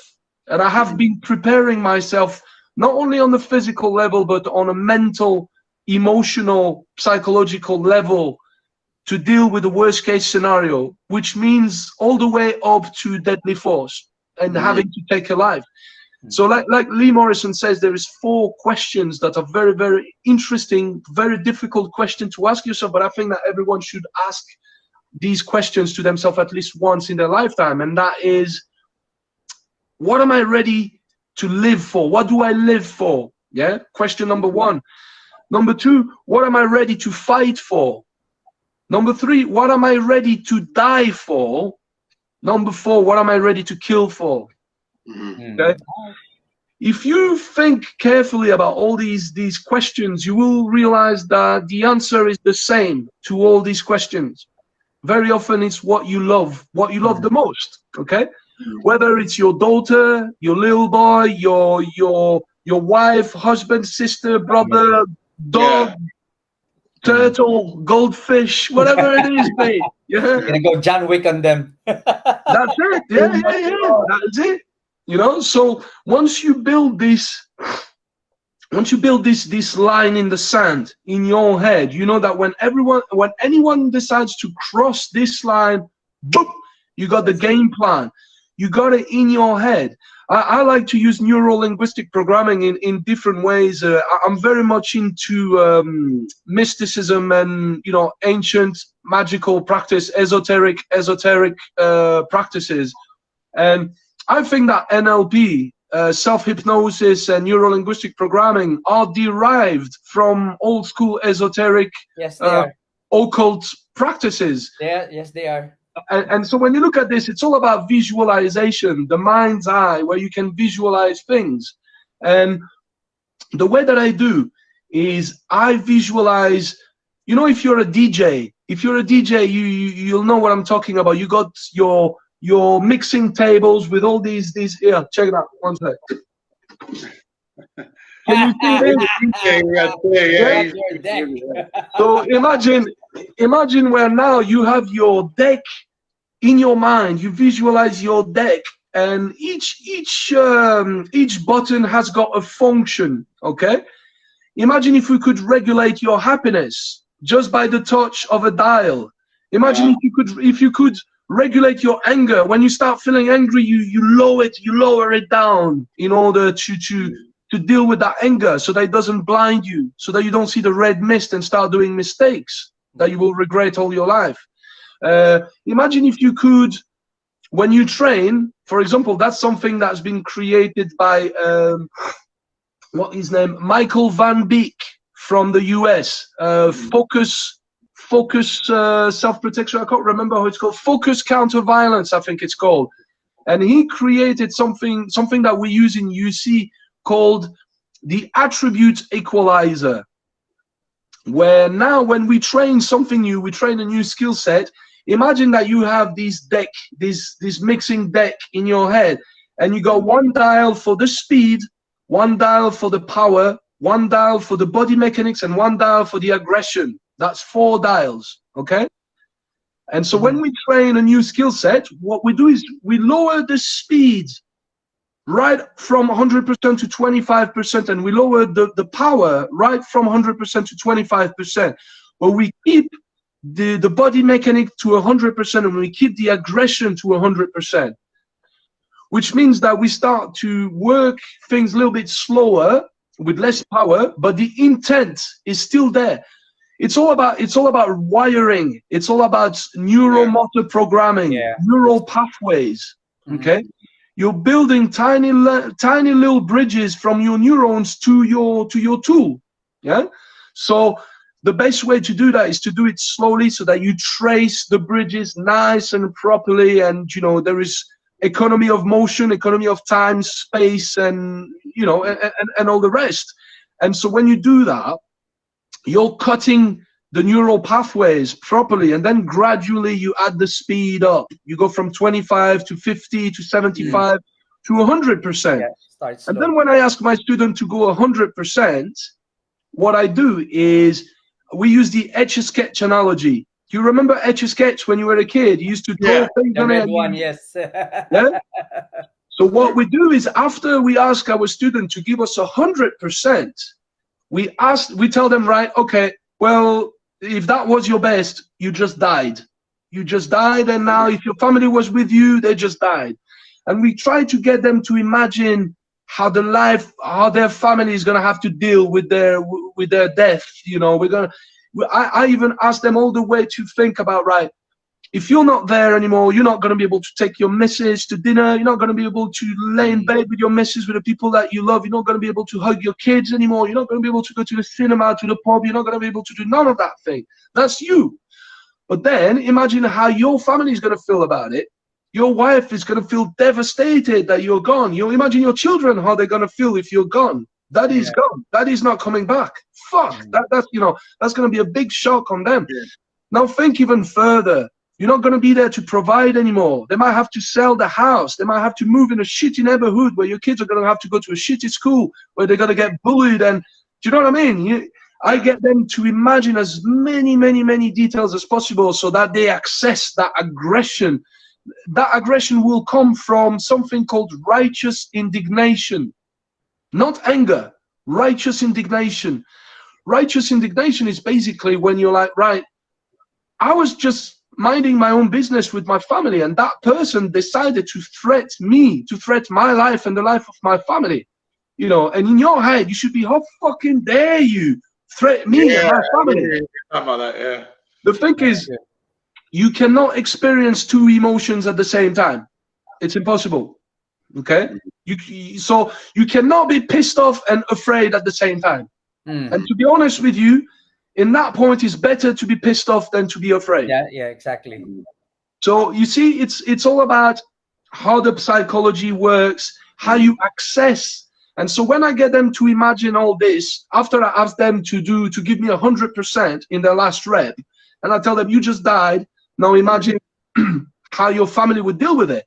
And now if I gave you a chance to go back 5 or 10 seconds before you died, and I gave you a last chance to do better as best as you can, so that you end up staying alive and keep your family alive now, how much better are you going to do now? And then I get them to do another rep, and that's when I ask them to access the supra state, the alter ego state. And then every time, bro, I promise you, every time when they do the pad work or when they do the drill, and I ask them to give me 100%, they all give me what they think is their 100%. And after, with the Etch-a-Sketch analogy and the death and the rebirth, I get them to do even better than their 100%. And everybody's scratching their head thinking, shit, I actually hit that pad much harder. Yeah, because now I added content. Now I added the intent. I created the need for you to learn. Yeah. You know what I mean? So it's not only about what we teach to our student, but how we teach it. It's neural-based learning. This is the computer. This is the hard drive. How do we put information in there? Information that is going to be applied when needed. So you see, for example, there is even 5 levels when it comes to mastery, when it comes to learning something new. Okay, the first phase is the stage of unconscious incompetence, where you are incompetent and you don't even know it because you've never been told, you never tried. You're like, oh shit, I didn't even know I couldn't do that. You know what I mean? Yeah. So that would be a state of unconscious incompetence. Now, by telling somebody that they are incompetent at something, you are quickly taking their level from unconscious incompetence to conscious incompetence, where now they are incompetent and now they know that they are incompetent. Do you know what I mean? So he went from unconscious incompetence to conscious incompetence. Now with enough rep, with enough training, with enough high quality training, it will go from conscious incompetence to conscious competence, where now you are competent, but now you have to think about it. It's still a conscious process. It still has to go through your brain. Yeah.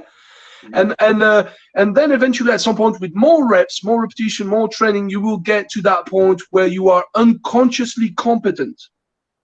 Okay, this is when you are unconsciously competent, is when the right answer comes in response to the right stimuli without even having to go through conscious process.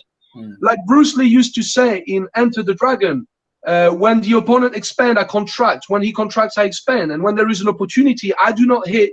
It hits all by itself. That's what it meant. It meant it's not even going through his mind anymore. It's more than automatic. It's instinctive. Yeah. And now on the top of that, mastery is really the cherry on the cake. Is the top of the top. Mastery is when the right answer comes in response to the right stimuli. Without, boom, that's it. It's there. You see a window, boom, you just went through that window, and it's a knockout. It's a knockdown, and you don't even have to think about it.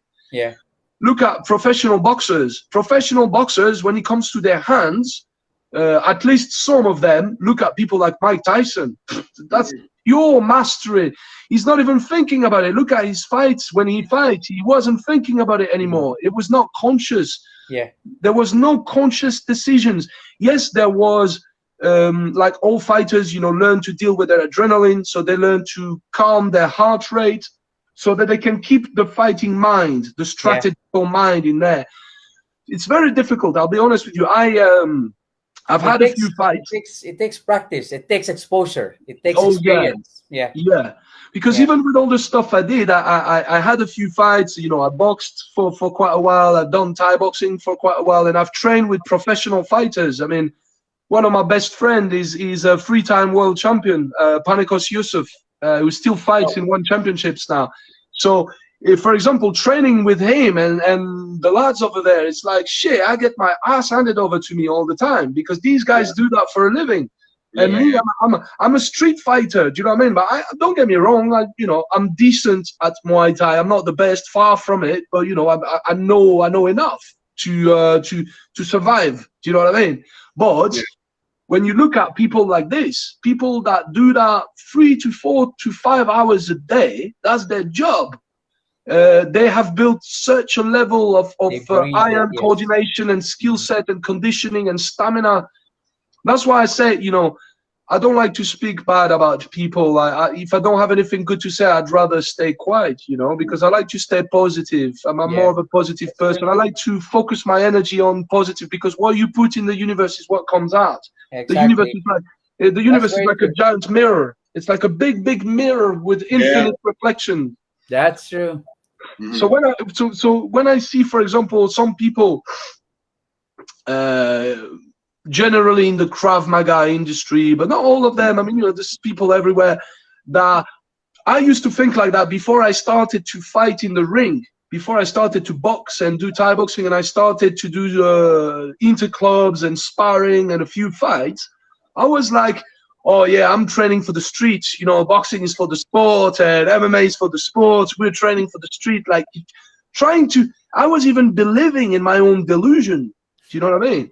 I was like, and then, when I started to step on the ring, I quickly realized that most Krav Maga instructor would get their ass handed over to them in a matter of seconds. By these guys that box, that have been boxing for years, that have been doing Muay Thai for years. These guys are martial athletes. Very often they're very nice and humble people. Very often they're on a spiritual journey as well. You know what I mean? I think that you need a bit of everything. I always say, if you want to be a good fighter, you need to have a good striking base and a good grappling base. And there's nothing better for that than MMA or Thai boxing and jiu-jitsu. Do you know what I mean? Now, on the top of this, now you can sprinkle all the dirty shit on the top of that. The eye gouge, the fish hooking, the maiming, pulling ears, ripping ears, all the small joint manipulation, use of weapon, environmental damage, concussive, clinches, and all that sort of thing. Yeah. So it's all important in terms of skill set. Every single martial art has got something to offer. So when you see people just putting other martial arts down, and you see a lot, it's true. Okay, let's just call a spade, like Tony Robbins likes to say. Yeah, but it's like, I did a bit of Aikido when I was younger, and I loved it. I still love it. I got a lot of love for Aikido. That was my father's first martial art as well. But let's just put it that way. If you put an Aikido guy against a guy, I'm not even talking about a pro MMA fighter. I'm just talking about a guy that trains MMA 3 to 5 days a week. We all know what's going to happen. Do you know what I mean? It's because of the nature of the style, the distance, the different range that you have. Like Aikido is extreme close quarter, and there is no striking. I mean, when you get to a certain level and certain styles of Aikido, they also implement strikes with open hands and stuff. But so I think that Aikido's got a lot of good things to offer. I think that MMA has definitely got a lot of things to offer. It's a big mashup of all the stuff that works, and that's why I like MMA so much. If you get, I tell you straight away, I know a few people that have got good MMA bases, so they're good grapplers and good strikers. And with the stuff that I'm teaching them in Combatives, shit, it's like I'm building killers, absolute killers. Very, very difficult to deal with people like this. All right. Okay. That was really great, Julien. Cool. I'm going to actually agree with Brett here. Well, man, this is the best podcast ever in my mind. Yeah, a lot actually. Hard truths were going to be exposed tonight. A lot of shit people that want to hear. Like, So yeah, I promised that, and yeah, you delivered it. So. Well, I just want to say that I respect everyone. of course, I'm not blind. I can see that some people are teaching stuff that are absolutely, dangerous, and that kind of, that does something to me, because at the end of the day, what I do is to help people and to provide them with realistic answers. And when I see people that are teaching unrealistic stuff, I'm a bit like, but at the end of the day, that's where they're at. It doesn't mean they're bad people. They still have a passion. They still live their passion, and I still respect that. Now, if you want to train for realism, then Go for realism. you have to be ready to do what it takes. You have to be ready to get out there and punch each other and try and knock each other out, because that's how we train. That's Same in boxing. Okay, so I mean, in behalf of the moderators of FMA Discussion, we thank you very much for coming over and being I appreciate it. Thank you for having me. Very much. Yeah, it was a pleasure, guys. Thank you very much. It was a pleasure. Yeah, we'll upload it to YouTube, right, Guru Tom? Yeah, sure. Yeah. Dean is going to upload this, and once he is already finished, he's going to basically post the YouTube podcast, and then we're gonna share it to you. Yeah. Is it possible? Is it possible to get a copy as well for my YouTube channel? Yeah. I'll send the link to you. I'll send the link to you. Awesome. Yeah. Thank you, man. Appreciate it. This has been great. Cheers, man.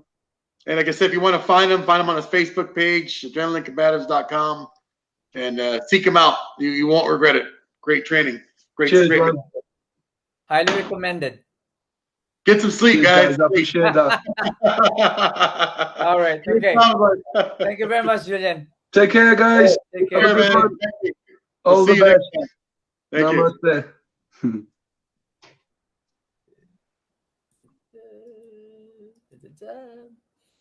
Right. So there you go. Episode 348 with Julien AC. So I think, I'm going to have Robert Small this weekend as well for an interview. And, guys. Thanks for watching. Man. Thank you for watching. And remember, we are going to have the Christmas raffle. Okay. We're just basically getting the flyers done. And we'll let you know when we're going to start accepting the donations for the Christmas raffle. And the Christmas raffle is going to be on the 18th of December, right, Brian? Yes. Okay. So thank you guys. Appreciate it. Thank you, guys. Right. I had to say one thing before we go. I know I don't come on here often do interviews, but a couple of people have messaged me and asked me why I've been doing a lot of interviews, why a lot of stuff going on. But I will try to make myself more apparent and bring the comedy to the interviews, bring the looseness to the interview. So I think the next interview I'll be doing with you, Guru Tom, is Miss Hilda Akhta. We haven't got a date for her yet, I think, or we haven't got a time for her yet. But I think you're gonna be doing it, or Guru D. I'm not sure. But also with Rebecca K. Rebecca, yeah, we'll be doing that one. So yeah, you will see me on here. I'm not dead. I'm still alive. So. I know, man. Everybody says you die or something, you're never on there anymore. In the shadows, lurking like a vampire. So I know you basically have a lot of things going on. Yeah, I have lots of going on right now. So, but it's really nice to have you. Thank you. Nice to see you too and co-host with you. It's been great. It's been fun. We'll have some more fun again. All right, guys. Have a good night. Take care. I think we still have a meeting. All right. All right. Take care. Take care. Bye. Yeah.